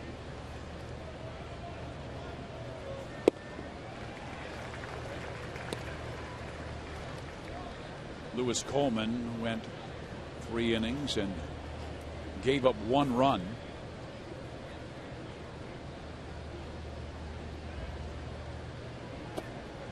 Good pitch by Everett Teaford, a big bending breaking ball, and he strikes out Justin Smoke. Really good finish to this breaking ball from Everett Teaford to the switch hitting Justin Smoke. Buries it down and in.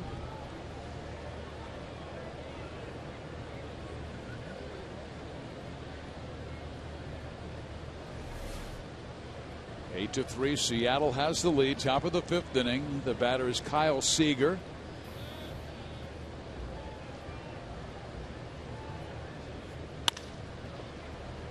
Betancourt takes care of Kyle very quickly. 2 outs in this 5th inning.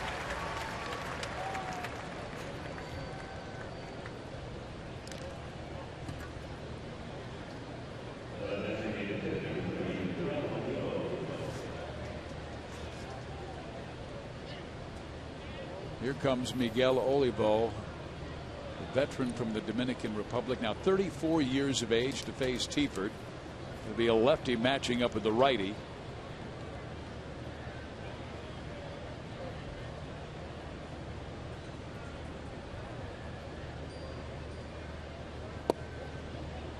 A little bit low.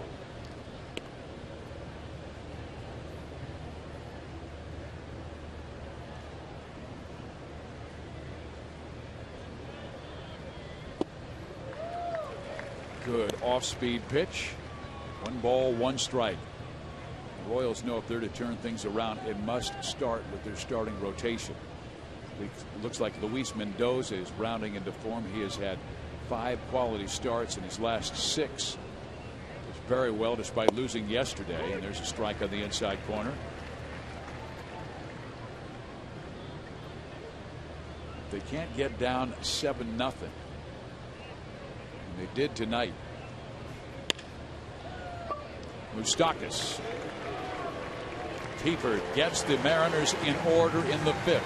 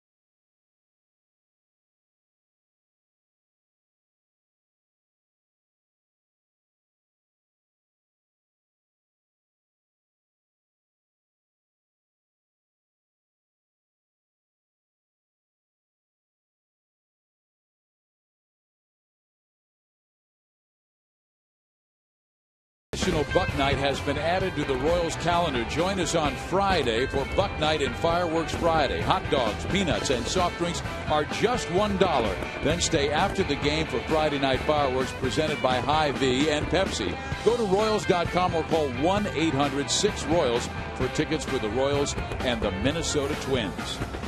Steve Physioc, Jeff Montgomery, Joel Goldberg with you at Kauffman Stadium. Alcides Escobar is the batter, and he is facing Jason Vargas. Escobar 0 for 2 twice, grounding into a double play, but he has been hot of late. As Vargas delivers the pitch, and Escobar knocks it to short. Kawasaki throws him out. But let's go back to the 4th inning, because it was a poor decision by Yuniesky Betancourt to try and advance on this fly ball, Jeff. Alex Gordon's going to go to left field. Yuniesky Betancourt's going to go back and attempt to tag up in an 8-3 ball game. So it's really a bad mistake to make this last out of third. So kids at home, don't try this yourself. Already in scoring position with a guy who's hitting nearly .370 the last few weeks. And here is Eric Hosmer. Joel Goldberg, I'm not sure if you're with us, but if you are, I wanted to talk with you about your conversation with Kevin Seitzer.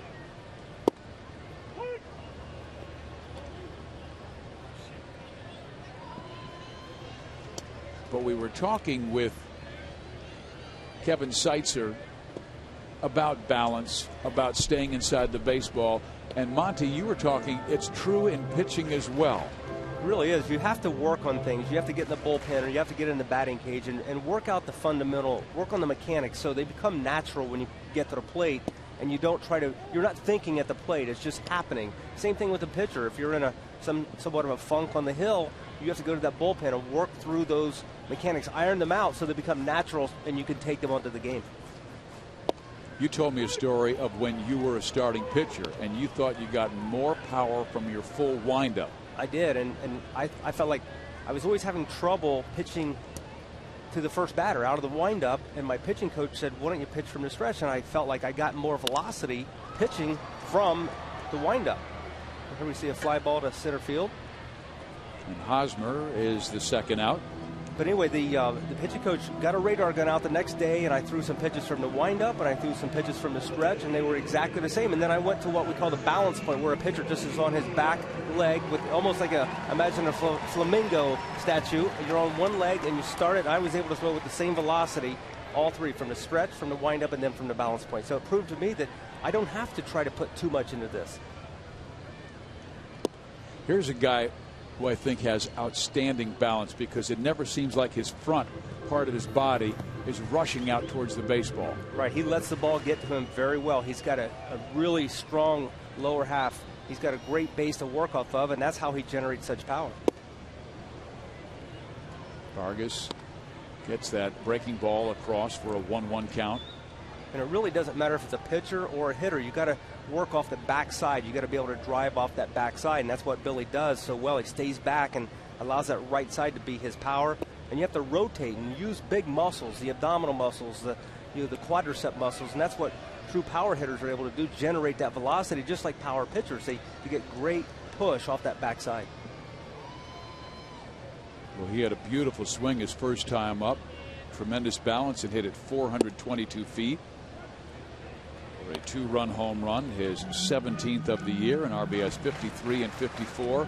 I remember George Brett, when he came up with the Royals, his hero was Carl Yastrzemski. So he had a similar batting stance, where he was standing tall with the bat held high over his head. And we'll continue this conversation a little bit later as Vargas shuts down the Royals in inning number 5.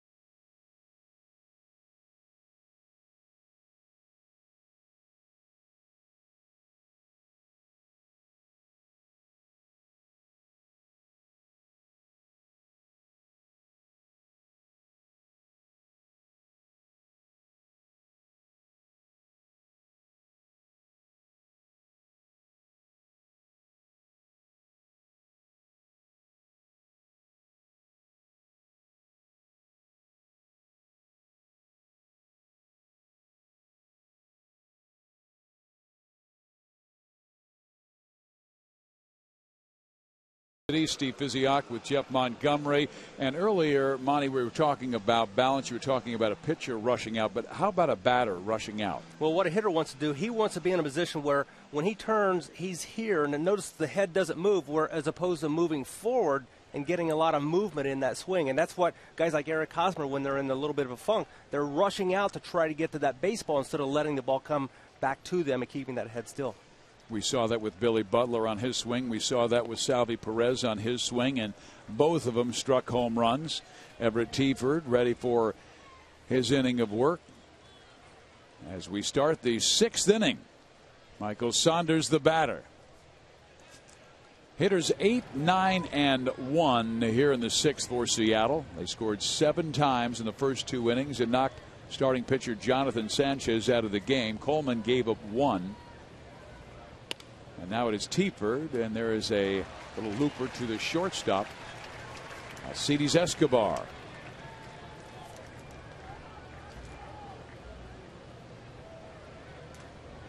Everett Teaford said something interesting to me about his pitching, his velocity. And he said when he really powered up, he lost velocity when he threw it as hard as he could in Double-A. And Larry Carter got a hold of him, the pitching coach there. And he said, here's what I want you to do. Just throw it nice and easy. Be loose about it. Breathe well. And let's see what happens. Yeah, and you allow the muscles to really maximize the effort as a result of being loose and letting them not really be tense. And again, just let the body and the mechanics take over. If you're tense, you can't allow that to do it. And Everett Teaford said he went from 88 miles an hour all of a sudden to 91, 92. And he said, where'd that come from? And Larry just said, keep on doing it. But he went 14-3 that year with a .336 earned run average and was the Royals' Double-A pitcher of the year. Kawasaki is out at first base, 2 gone here in the 6th inning. Fans follow the Royals with the MLB.com at-bat 12 app for your iPhone, iPad, Android, BlackBerry, and Windows Mobile. Get live audio, pitch tracking, video highlights, and more. Text at-bat to 31826 or visit Royals.com for details. Monty, is that the biggest challenge most young pitchers face? Because growing up, every time you're in trouble, you just throw your fastball and you win the competition with the batter. Well, you try to throw harder instead of trying to throw easier. When you try to throw easier, like you alluded to with Everett Teaford, you get better results. That ball well struck to left center field. It's a home run for Dustin Ackley as he goes opposite field to make it a 9-3 ball game.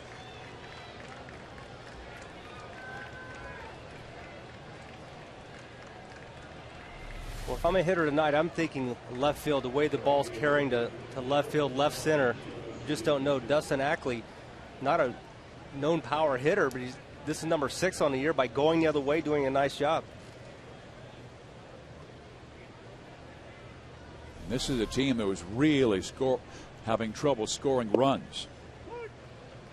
Seattle had scored 2 or fewer runs in 20 of 38 games since the beginning of June. Yesterday they were shut out for the 5th time since June 1st. But this evening, 9 runs on 9 hits and 3 home runs. And that home run by Ackley giving him 3 runs scored on the evening in 4 plate appearances. Let's take a look at our sprint numbers. 62% say Ichiro will not reach 3,000 hits. He has 2,525. Moustakas got to hustle with this guy because Suzuki runs so well. In the inning, 1 run on 1 hit, the home run by Dustin Ackley.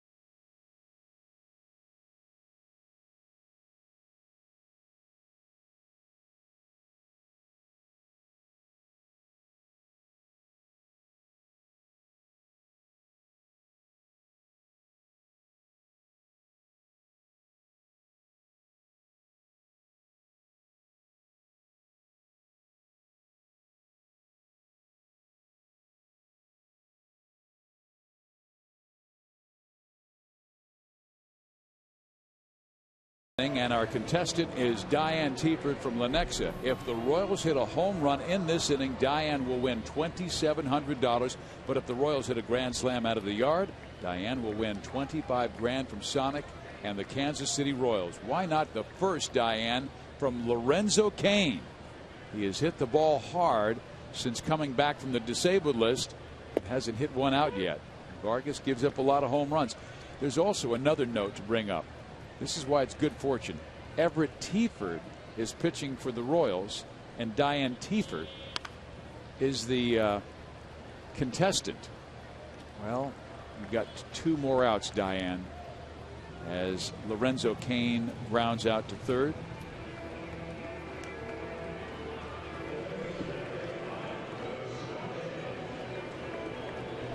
Ichiro Suzuki, the right fielder, a future Hall of Famer. Our AT&T trivia question: who are the only 3 foreign-born players with 3,000 or more career base hits? We'll give you the answer later in the game.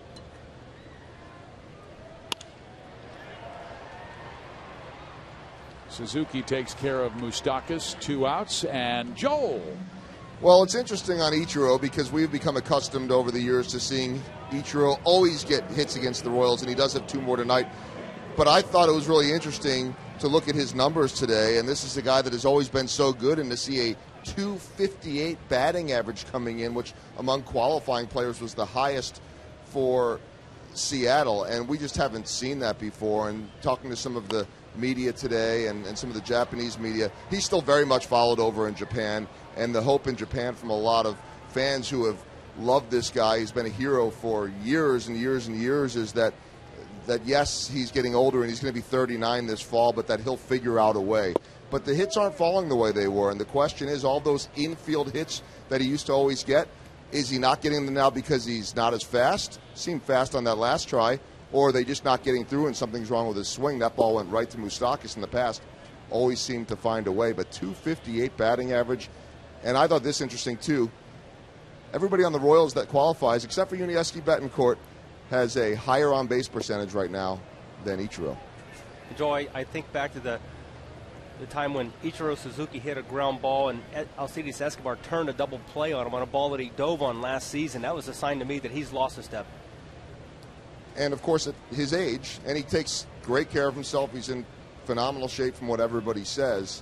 But at some point, maybe age catches up with you. Francoeur is out. So are the Royals. We head to the 7th. Seattle by 6.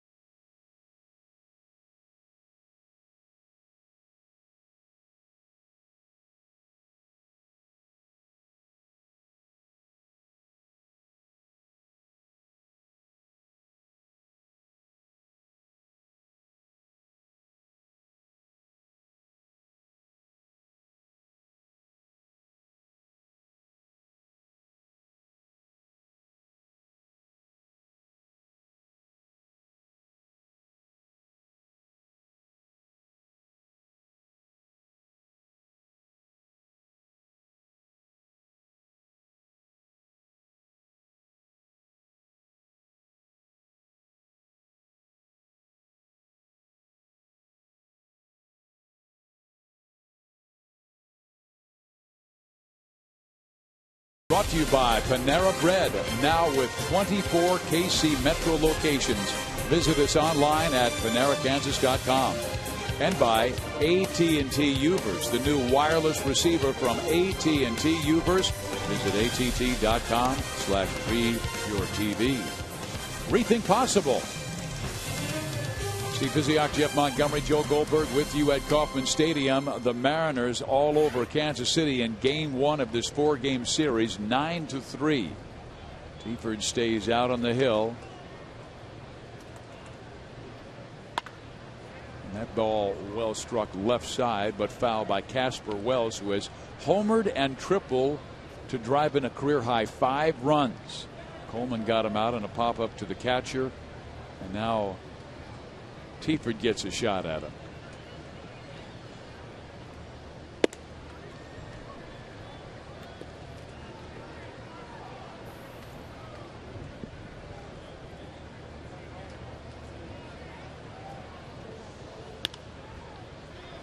In the air, center field, Lorenzo Cain, 1 out.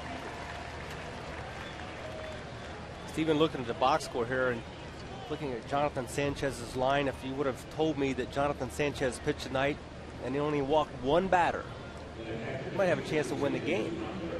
Unfortunately, it didn't work out. He walked the leadoff batter, Dustin Ackley, but then everybody else got base hits.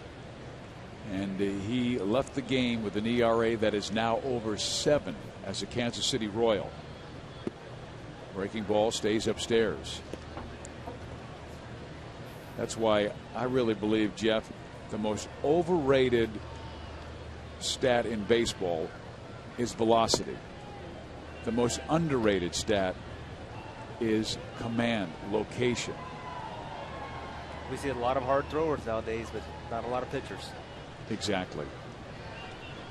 And I think I told you the story of I had a chance to see Greg Maddox's scouting report by the Chicago Cubs scout who signed him out of the Las Vegas high school, and all it said on it was fastball when you have to put in your information on each pitch, and the scout said has incredible control, fastball 86 to 88 miles an hour, and then he put a little asterisk and said but when he wants to 94, and that tells you that Greg Maddox's ego was left out.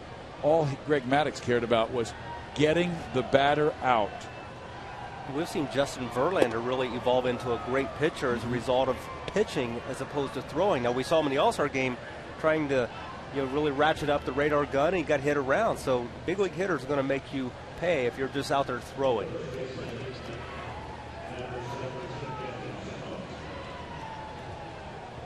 Here is our AT&T Uverse reverse replay. Justin Smoke in the first. Justin Smoke takes advantage of a pitch out over the plate from Jonathan Sanchez. Home run number 12 on the year for Smoke. 2-run shot. I want to go back to what you were talking about with Justin Verlander, because it is interesting, because you see so many pitchers that throw at 94, 95 early in the game, and then later they drop down to 90, 91, and teams start knocking him around. But Verlander does it in reverse, where we'll see him 91, 92 in the beginning of the game, and like the game we had here when Verlander was hooked up with Danny Duffy, the last 3 pitches, 127, 128, 129, and 130 in that game, were 98, 99, and 100 miles an hour. Right, dialing it up when he really needs it. I had a good conversation with John Wathan earlier today, and we were talking about Brett Saberhagen, and he had the ability to do that. And I remember his no-hitter he threw against the Chicago White Sox. Brett Saberhagen was good velocity early in the game, but as the game got closer to the end, he started dialing it up and became a guy that really dominated hitters, especially inside with that power fastball. And speaking of pitch speeds, let's talk about Everett Teaford. Get downloads up to 50 megabits per second with Time Warner Cable Ultimate Internet. Vargas has topped out at 89, Everett at 91. Free and easy.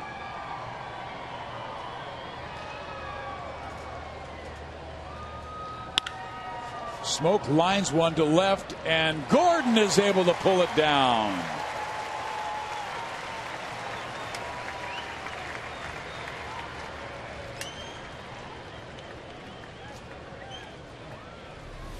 Well, Smoke smoked this ball.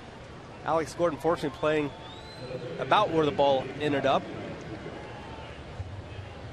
Able to snag it. Get it in for the second out of the inning.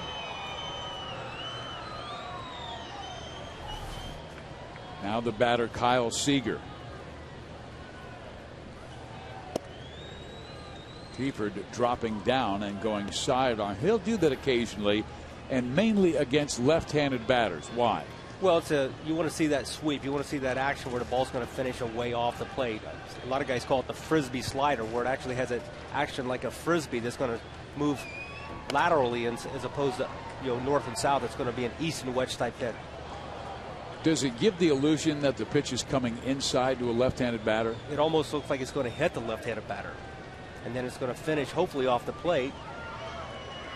That'll, with the batter bailing out, unable to put really good wood on it. We've seen Bruce Chen strike guys out with that pitch at 85, 86 miles an hour. Deception. It's a pitch you don't want to throw a lot, because if you tip it off to a hitter and he picks up that arm early, he's going to stay back and he's not going to bail out like the effect that you get when you fooled him with it.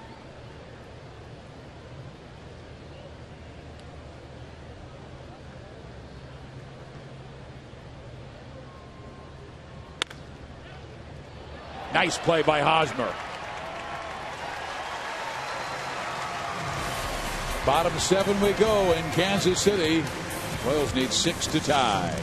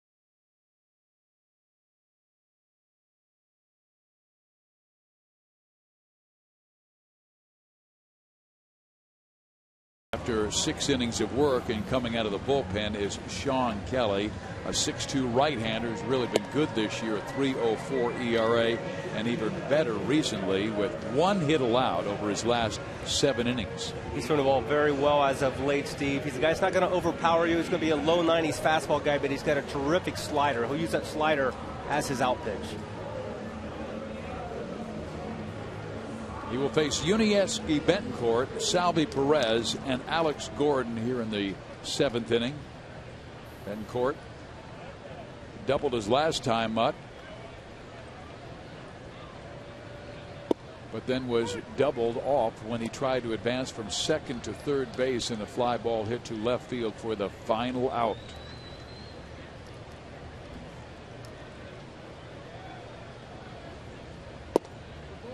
Breaking ball misses.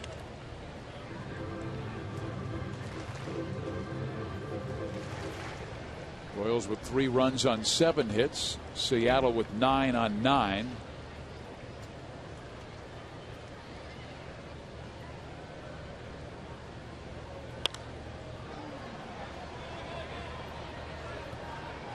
Left side for Seager. 1 out. Let's answer that trivia question. It was about Ichiro Suzuki. It is our AT&T trivia question. Who are the only 3 foreign-born players with 3,000 or more career base hits? And the answer is Roberto Clemente in there? he is, with Rod Carew and Rafael Palmeiro. To right field, Ichiro runs it down, and Perez out for the second time. He homered back in the 3rd inning, but last 2 times out he has popped up and flied to right field. So 2 gone for Alex Gordon.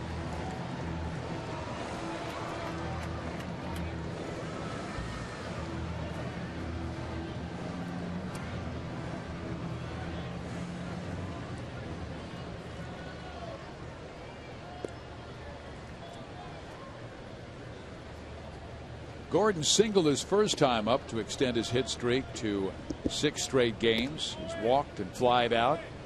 Batting average right now at .281. Continues to climb. His power numbers are a bit down from last season, but the doubles are right there. He leads the American League in doubles with 28. Almost got number 29 when he sent Casper Wells all the way back to the wall in inning number 4.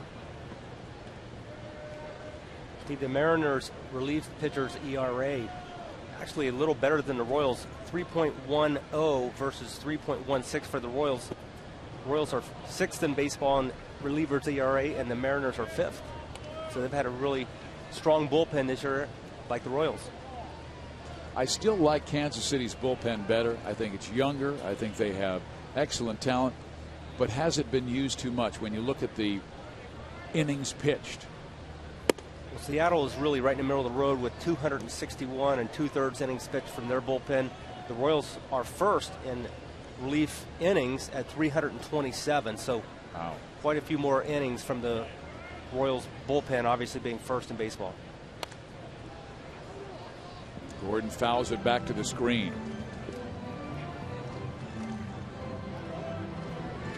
And those numbers did not even include tonight, so those are right. going to add on fairly quickly tonight. Add 7 2/3 more innings. And for the 17th time this year, Jason Fargas worked at least 6 innings in a game. How about this? Alex Gordon, a half swing base hit. That's living right. Way to go, Max's dad. You know, we were talking about Alex Gordon taking his son Max to the All-Star game, and he said it was the first time he was able to take his son to a ball game where he was with him. And he said, we went to one game or one inning, and then we went out to center field and we got that wiffle ball bat. Well, take some swings like that, a little check swing, just get it in the outfield. Exactly. Those hits add up that way.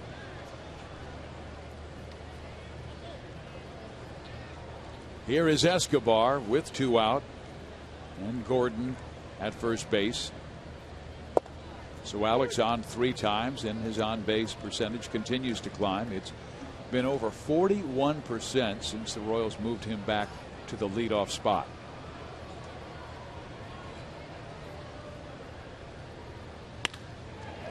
Base hit. So Escobar on for the first time, and Kansas City has 2 on with 2 out for Eric Hosmer. That story about Alex bringing Max to the game reminds me of 1996. I had shoulder surgery. My older son Connor was 6 years old, so I was not in uniform. I was able to bring him out to the ball game and had really good seats, back behind the screen. He wanted to be in the upper tank watching from up top. We will see a left-hander come out of the Seattle bullpen to face the left-handed swinging Eric Hosmer.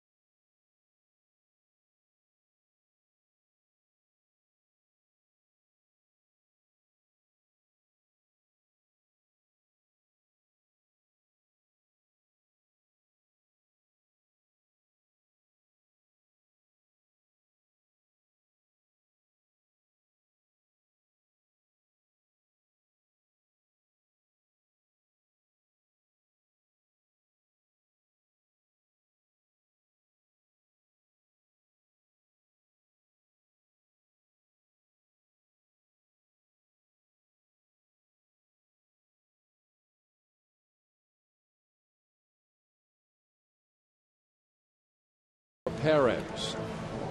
He comes on with a 6-run Seattle lead. You see his numbers this year. Only his 10th game he has worked because he started the year in AAA Tacoma, where he was 2-2 with 1 save and a 4.65 ERA. Well, he's got a very funky delivery. Stuff's really kind of flying everywhere. He has a difficult time commanding the baseball at times as a result. He has good stuff. Good loose left arm, throw a slider, throw a changeup, curveball, throws everything at you from the left side. Here is Eric Hosmer, and this is a guy, Perez, who strikes a lot of batters out. He was averaging 12.2 strikeouts per 9 innings, which led all Pacific Coast League relievers. Hosmer's walked twice in this game and flied out to center field.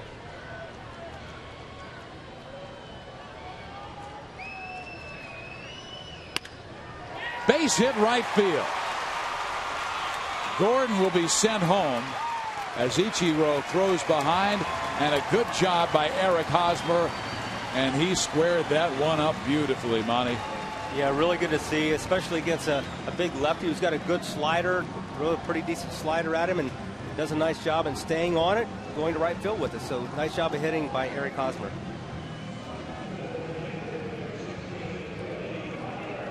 Looked like Perez tried to maybe overthrow that slider a little bit, kind of left it out there, didn't finish away, finishes really kind of in the middle part of the plate.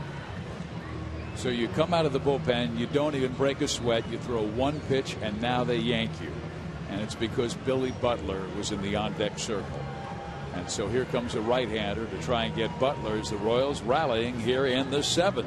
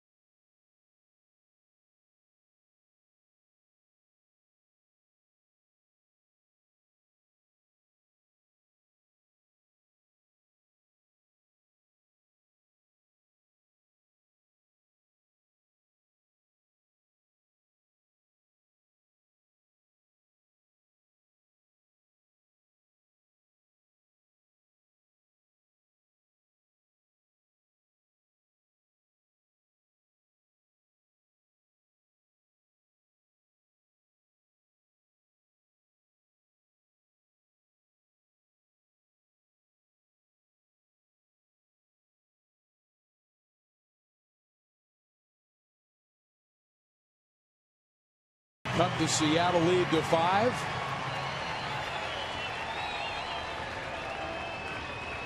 Billy Butler comes up to the plate. He has already gone deep once in this game, a 2-run shot to left field, and he will face a hard thrower in Brandon Lee. See, Brandon Lee actually began the season as the Seattle Mariners closer. Has lost that job now, but he's a guy that can get it up in the upper 90s at times. He's got a good slider, got the split finger, uses for his changeup, got a curveball. So, like most of the guys coming out of the Seattle pen, they throw a variety at you. Barely misses with a 95-mile-an-hour fastball with some late life to it. So Billy has a hitter's count at 2-0. His home run back in inning number 3 was an absolute bomb that went 422 feet deep to left. In there, 2-1. Lee goes 6'3", 195. He's now 29 years of age from Honolulu, Hawaii. Drafted by the Toronto Blue Jays out of St. Louis High School in Honolulu, which is one of the premier athletic schools on the island. 3-1. Seems like St. Louis High School wins the state championship in football every year, baseball every year. League, one of their young students who made it to the big leagues.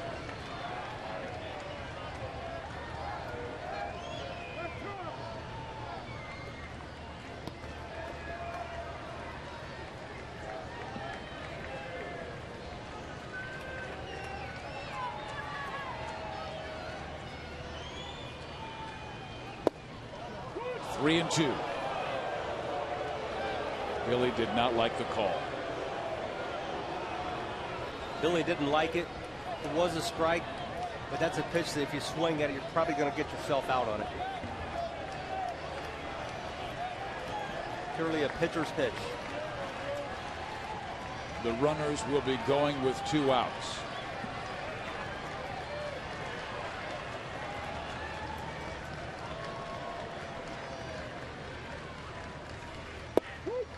Strike 3 called.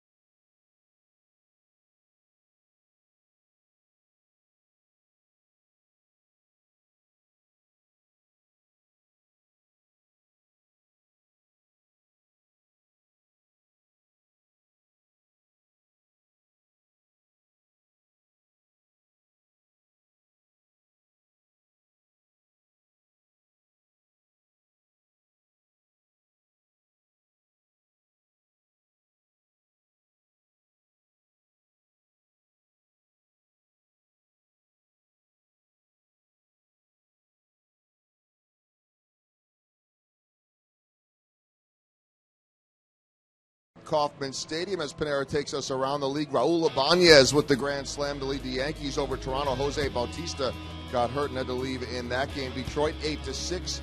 They beat Los Angeles. The return of Kevin Youkill, a standing ovation. He got a hit and scored the only run for Chicago, but Boston wins behind Adrian Gonzalez. A couple more scores to pass along. Cleveland on top of Tampa Bay late, and Minnesota explodes in the first inning for 7.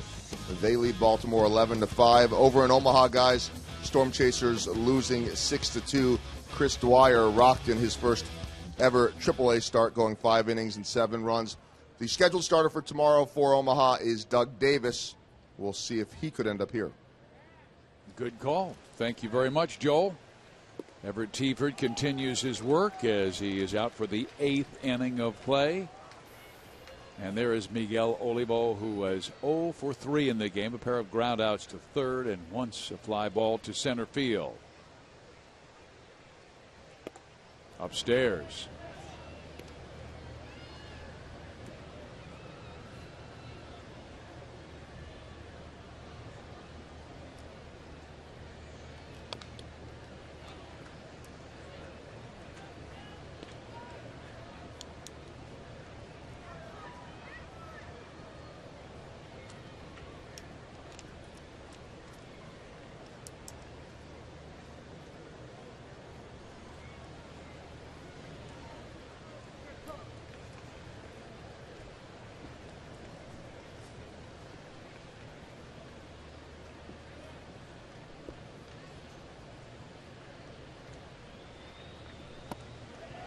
Teaford gets Olivo to swing and miss. For Everett, that is his second strikeout in the ball game. Both of these teams young, rebuilding. Seattle does have more veterans. But when you read the quotes that I read this week about Seattle and Eric Wedge, what he was saying about his ball club, it's very similar to the quotes that Ned Yost talks about the Royals, where he said, we're going through some growing pains. The guys are giving everything they have. They have very good energy. And it's those quotes you love to hear, but it's usually quotes you hear about a young ball club. Yeah, young ball club, and he feels certain that he's going to stick with this core of players that he has and see if they're able to really get things back to the part of the standings where the Mariners want to be. Dustin Ackley's only 24. Casper Wells only 27. Jesus Montero, who they acquired from the New York Yankees, just 22. And Smoke is 25. Seager 24. And when you think about it, that's still a year or two older than most of the Royals who are starting in this game. And then you look at their rotation. They've got a couple guys. We saw Vargas tonight, 29. Their kingpin is Felix Hernandez. He's only 26. Mm-hmm. We will see him on Thursday afternoon's game. Michael Saunders is 25.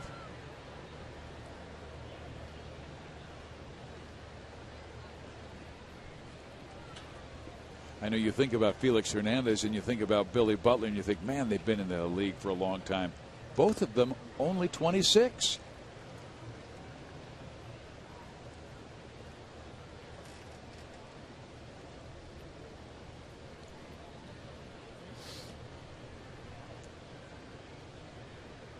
Detroit, meantime, continuing to play very good baseball. The Chicago White Sox took 2 of 3 from the Royals over the weekend, and they continued to lead the American League Central. But I think a lot of people would be hard-pressed to believe that Chicago is going to hold on. Detroit now has leaped over Cleveland to control second place in the American League Central, and Detroit won tonight 8-6. They've won 2 in a row and 8 of their last 11. Swept the Royals right before the break. It's that pitch you were talking about, and it goes off the glove of Alcides Escobar. Likely an error, because that is a play Escobar makes 9 times out of 10. E6. Maybe 99 times out of 100. Well, he makes this play a lot. It's a tough play, but he has really kind of almost spoiled the Kansas City fans by making this play more often than not. It took a bad hop and came up on him, but he raised his glove too quickly, and it glanced off the tip and rolled into shallow left field. So Saunders is on for the first time, and Kawasaki the batter. He walked his first time up and came around to score. And the triple by Ichiro.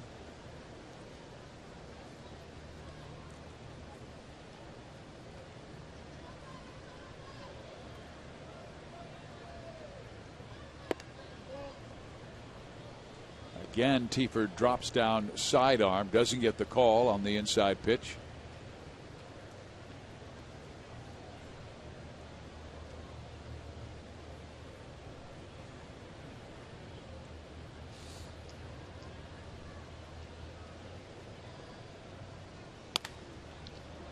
Base hit right field. Saunders going to third. Throw by Frenchie. Got him! Why do they run on Francoeur's arm? He only has more assists than any outfielder since 2005. Frenchie comes in. He knows exactly what to do. It's a do-or-die play. Not worried about a cutoff man here. He's going all the way to Mike Moustakas. And how about Moustakas, how he deked the runner coming in, just standing there like Frenchie's going to second base, and then lifts his glove, grabs it, and goes to his feet to catch the sliding Saunders. He sold the play. I'm really surprised that a guy who is 6'5" can get rid of the ball this quickly. And that's it. He's got a great arm. He has great mechanics and tools to really make it work, and he's very accurate on his throws.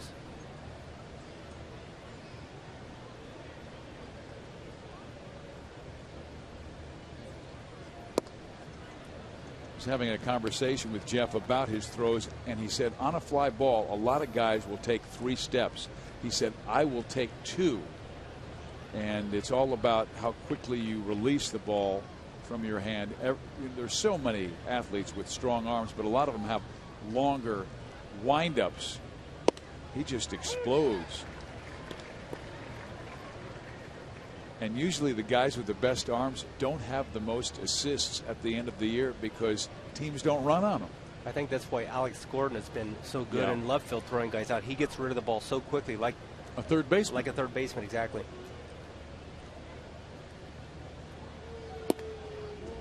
Played third for the Nebraska Cornhuskers, drafted as a third baseman, came up through the Royals organization as a third baseman. 1 year they move him from third to left field, and his first year in the outfield wins a Gold Glove.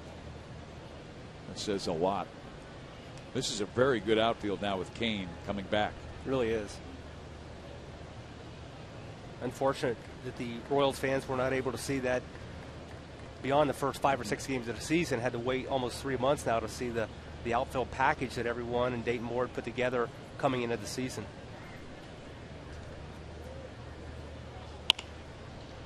Foul. And you think about it, and everybody talks about the middle of your defense. Catcher, second base, shortstop, center field. For much of the first half of the season, the Royals did not have Perez, they didn't have Getz, and they didn't have Kane. That's a lot to miss from your defense. Well, I don't think there are many teams that would have the ability to withstand losing such key parts of their ball club. That doesn't even mention 2 starters in Paulino and Duffy and your closer Soria. Right. By the way, take away the best pitcher over the last several years on your franchise and your 2 best starting pitchers at early part of the season. But we're looking to the future, and you got great guys like Salvador Perez to look forward to, hopefully injury-free years ahead of them.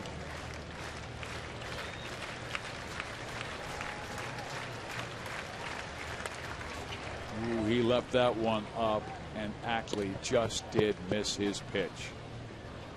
Dustin has walked, singled, and homered. Came in very quiet, hitting just 134 the last 3 weeks, but woke up against Sanchez and then took Coleman deep, or Tiefer deep, to left center field.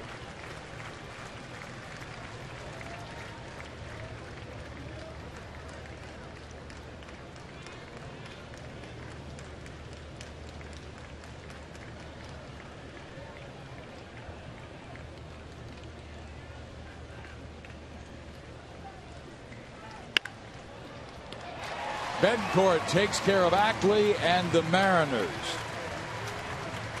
Frenchie with another assist.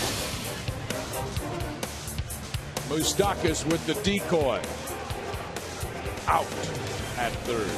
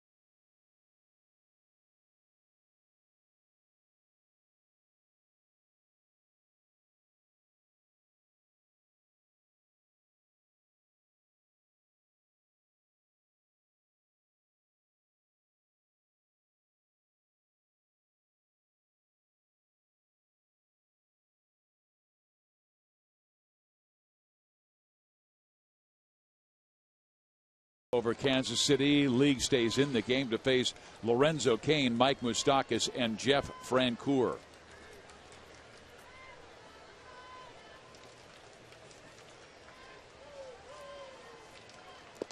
This is game one of a 4-game series. If you just joined us, Jonathan Sanchez was knocked around badly in the first 2 innings for 7 runs and only went an inning and a third, and the bullpen had to bail him out with Coleman and Tiefert doing good work. Here is Lorenzo Cain. Kawasaki. Nice play. He gets rid of it quickly with a little flair. Very solid guy to come in and back up anytime you need a shortstop.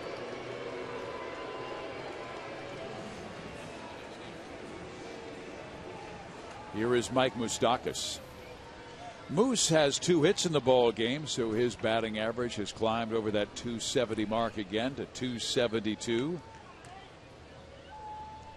Single to center field his first time up, and then had a perfectly placed swinging bunt his last time up. Fooled on a pitch, swung and chopped it down the third base side. He could not have bunted it any better. Flied out to right field in the 6th. How about a big fly, Moose? How about number 17?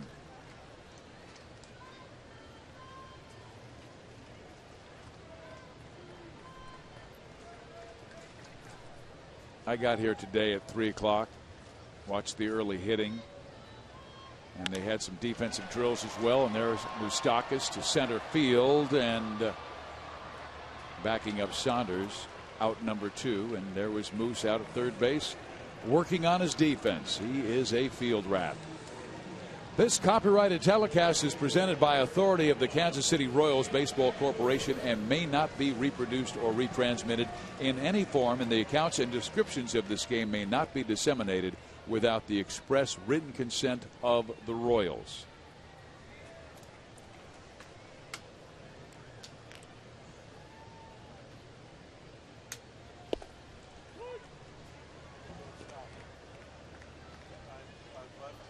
Here is Jeff Francoeur.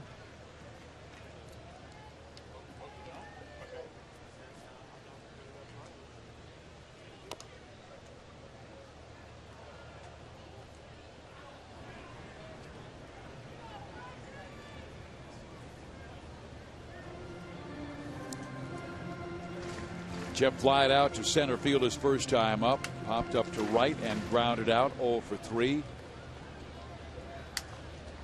Brandon League has looked very sharp since coming out of the bullpen to get Billy Butler on 2 nasty pitches in that last inning. And Frenchie lines this one foul.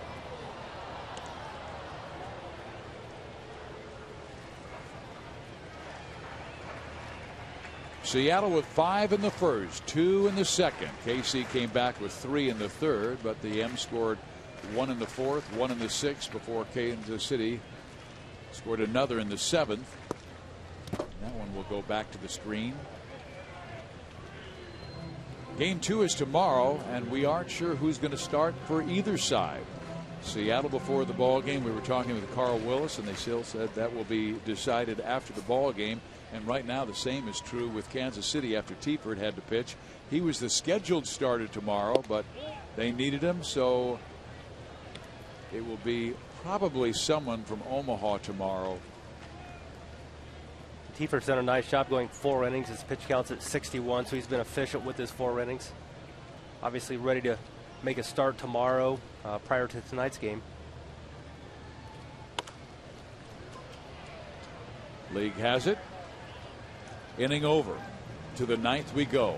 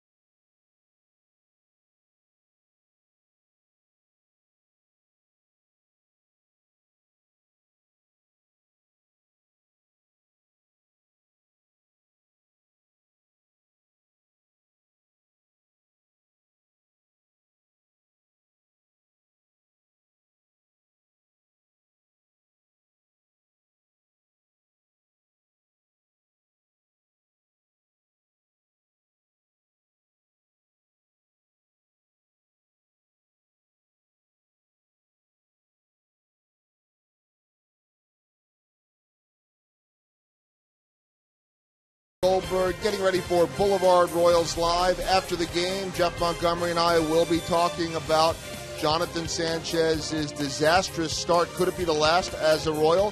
Try to get you ready for tomorrow, too. Not sure who that starter is going to be. And we'll try to dissect Eric Hosmer's swing a little bit, maybe gaining some confidence after a couple of walks and an RBI single. That much more coming up on Boulevard Royals Live. Guys? Thank you very much, Joel. We'll look forward to that, and that young lady will, too. She had her hands on her hips like, Joel, will you tell me who's starting tomorrow? Ichiro will not get on this time as Escobar runs down his little flare towards left. Everett Teaford staying in the game, and he has been solid as a middle reliever. And those are some of the unsung heroes in championship teams. And he's now 4 1/3 innings, so he could end up having a 5-inning outing here with a nice rest for the balance of the bullpen.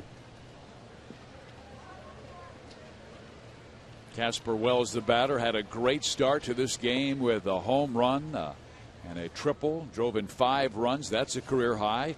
Next 2 at-bats, he's popped up twice. Jeff, I've really got to believe that's the biggest challenge for a manager, is managing the bullpen.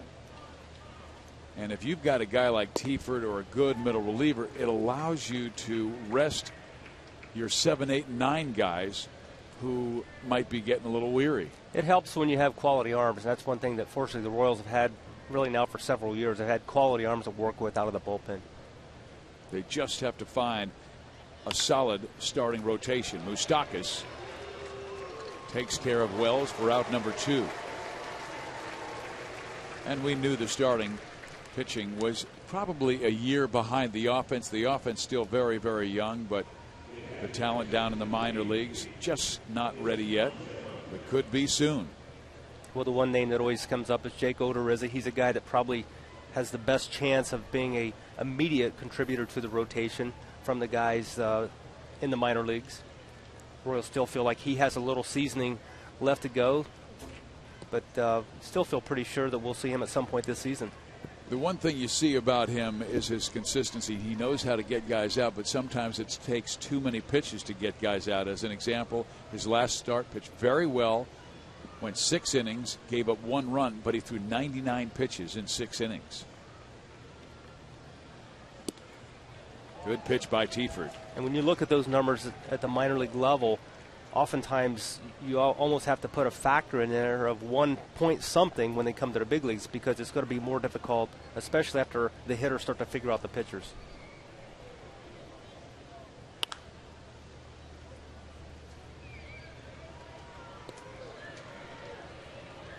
Sometimes the challenge for a young starting pitcher is how to get early count outs, where you have good stuff and the good hitters foul those pitches off, and all of a sudden your pitch count goes up.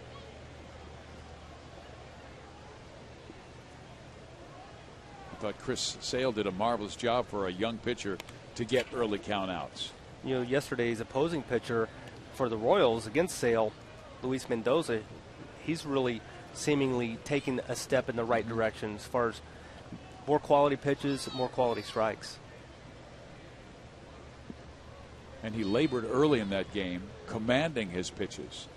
He had 4 walks in the game, but as the game progressed, he found his stuff, got the ball down, and got a lot of early count outs. And that's essential if you're going to be able to pitch into the 8th inning like he was able to do with the 7 1/3 innings yesterday.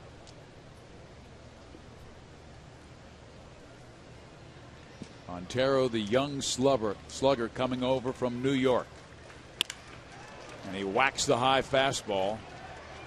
You could see Perez wanted that further north of the strike zone.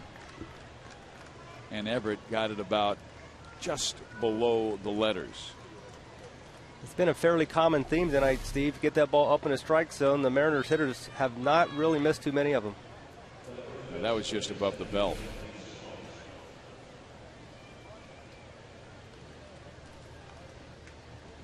So second hit by Montero. 11 now for Seattle, and this was a team that was batting just 194 the last couple of weeks before tonight's game. But again, Sanchez failed miserably in the beginning, giving up 7 runs in the first 2 innings. And Kansas City's bullpen has held them to 2 runs since. And 7 of those 10 hits came in the first inning and the third. Yeah. Justin Smoak blasted his 12th home run of the season back in inning number 1. He's 0 for 3 since, with a pop-up, strikeout, and lineout. Boston beat the White Sox tonight 5-1. And that was the return of Kevin Youkilis. And he got a tremendous ovation from the Fenway faithful. They appreciated his great play for the Red Sox for years until he was traded to the White Sox. Sometimes you just got to change your socks. Change your socks, good things happen. Why, inside. So Smoak is on. And Everett might be tiring a bit. Needs one more out in this 9th inning. And Ned Yost does not want to go to another arm. He'd like to keep his main guys quiet in this on this Monday and keep them fresh for tomorrow.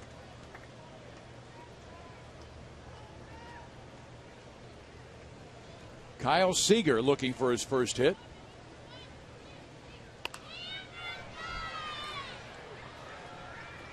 Everett got the first 2 Mariners out in this 9th inning on a pop-up by Ichiro. Wells ground out, but a fastball up to Montero that he bolted to left center field, and Smoak is now walked.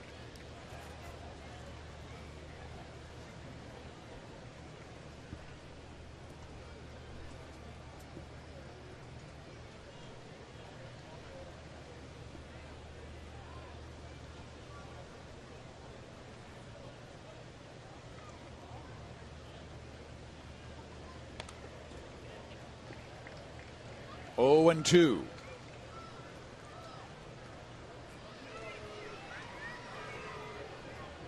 Two more 7 o'clock games tomorrow and Wednesday.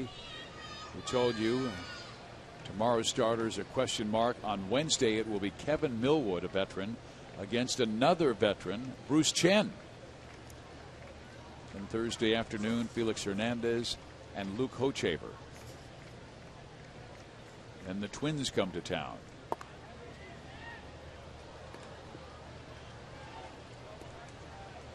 Teiford has thrown 78 pitches.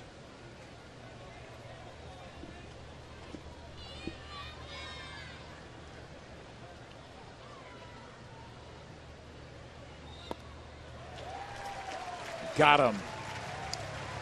Everett, really good job coming on in the 5th inning, allowing only 1 run and resting the bullpen.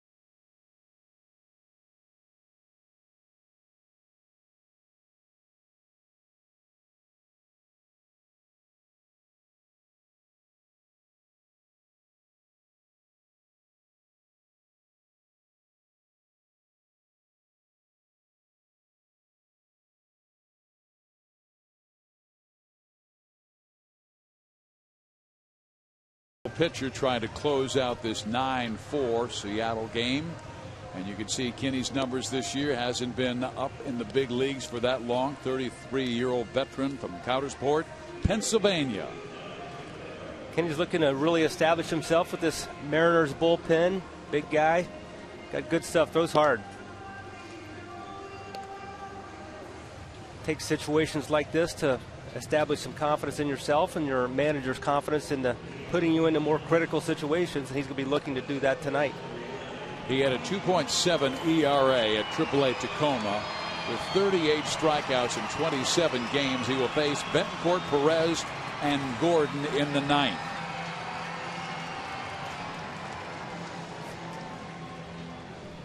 And Kinney is a guy who had to fight through the Frontier League to get to the major leagues. He was playing independent baseball. And he said had he not signed with the independent league, he had a job all set up as a fly fishing guide. Not a bad option. That'd be a professional baseball, fly fishing. That'd be a good either off-season or post-baseball job. He looks like one.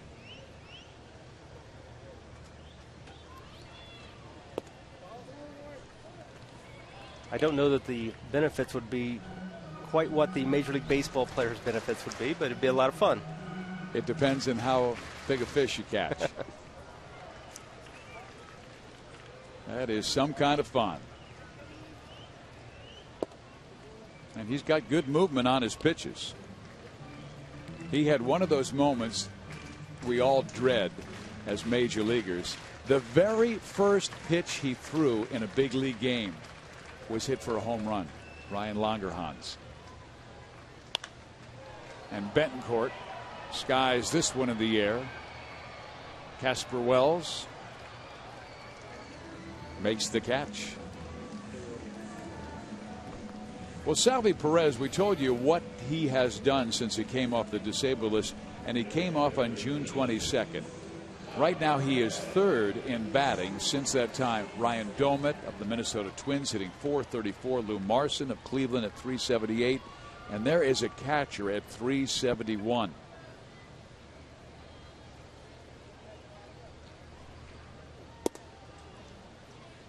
Really, Salvador Perez picking up right where he left off after his call-up last year. Surprised a lot of people with his bat. A lot of people didn't feel confident that he would be able to repeat, but he certainly has done that and some. 6'3", 240 pounds. We saw his power back in the third inning when he blasted a home run to left center field. And he loves to play baseball. Has a lot of fun out there. Always in a good mood, smile, and one of the things they love is how he absorbs information, whether it's Kevin Seitz or Dave Island giving him the pitching, the game plan for the starting pitcher.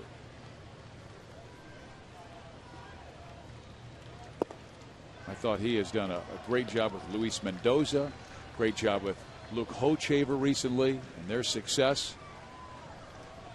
When he was coming off the disabled list a few weeks prior to being off the disabled list, I believe he went on a road trip just to study along with the guys and absorb everything he could about the opposing pitchers and batters. That's a great point, and it tells you how much he loves the game, because he almost wanted to catch up. Like, I've missed you guys for 3 months, and if I can't get on the field, I'm going to get in the video room, watch the opposition with you, check out game plans.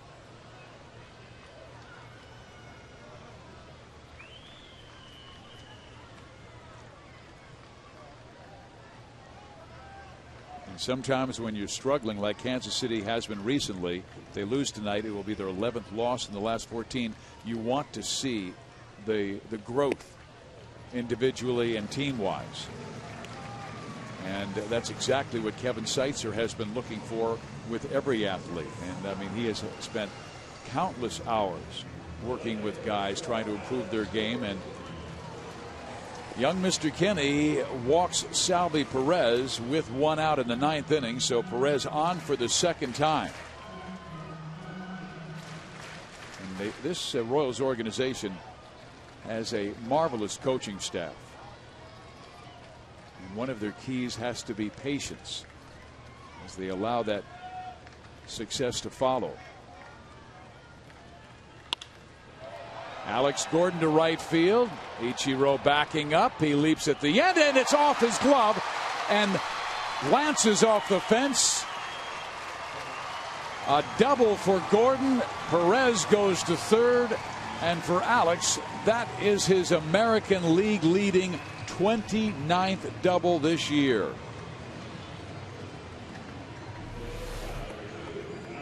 Pitches up. Inner part of the plate. I think Alex thought he might have got it at first.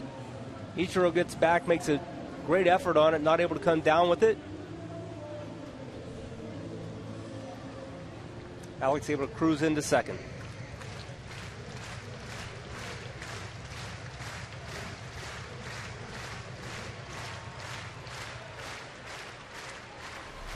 So Gordon on base 4 times tonight. 3 hits, a walk. And now Alcides Escobar. Strike 1.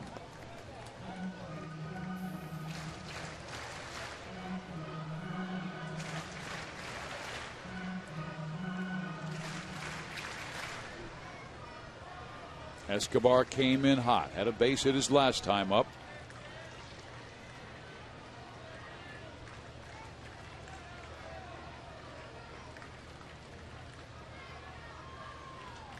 If he gets a base hit, it would be his 7th multi-hit game in his last 9. Waves at that offering, and down in the count, 0-2.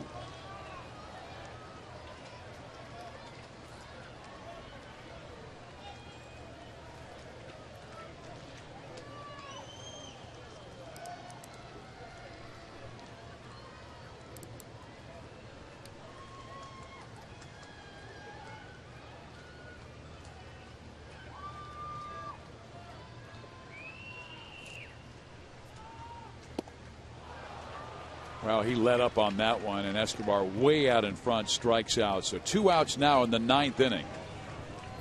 Seattle leading by 5, and wow, with a 5-run lead, they're not going to let Hosmer face a right-hander. Eric Wedge is going to go back to his bullpen and bring on a lefty to try and get Hosmer.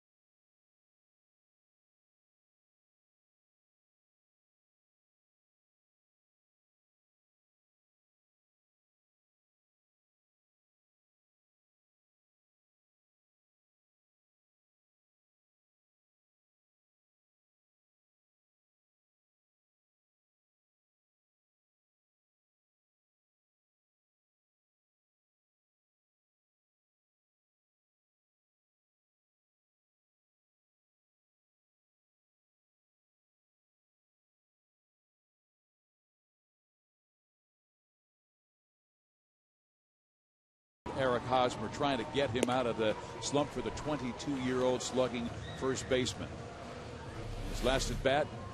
We'll take a look here at the way he stays back. Everything just kind of rotates around that center point on him. He's able to stay back and not lunge out forward like we were talking earlier on, jumping out of the ball like we saw in his first few at bats coming back from the All-Star break. So much better job. Whatever he worked with working with Kevin, it's paying off, and he understands it now. Kevin has a drill where he takes a rope and hangs it from the ceiling and has it directly over the heart of home plate. And he has you swing away and stay inside the rope and not touch the rope. And it kind of teaches you, he said, it's the best training tool he has found to teach a young hitter to stay inside the baseball.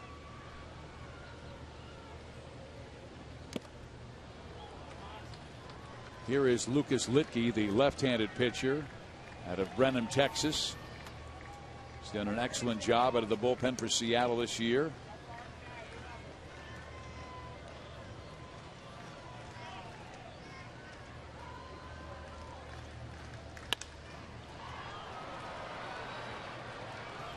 Saunders should make the play. He does, and the game is over. The Mariners take game one of this 4-game series by a final of 9-4. The winning pitcher, Jason Vargas, the losing pitcher, Jonathan Sanchez, and the man you just saw, Casper Wells, with a heck of a night. His first 2 innings, a 3-run home run. Second inning, he belted a 2-run triple. Seattle wins game one, 9-4. We will come back and wrap it up right after this.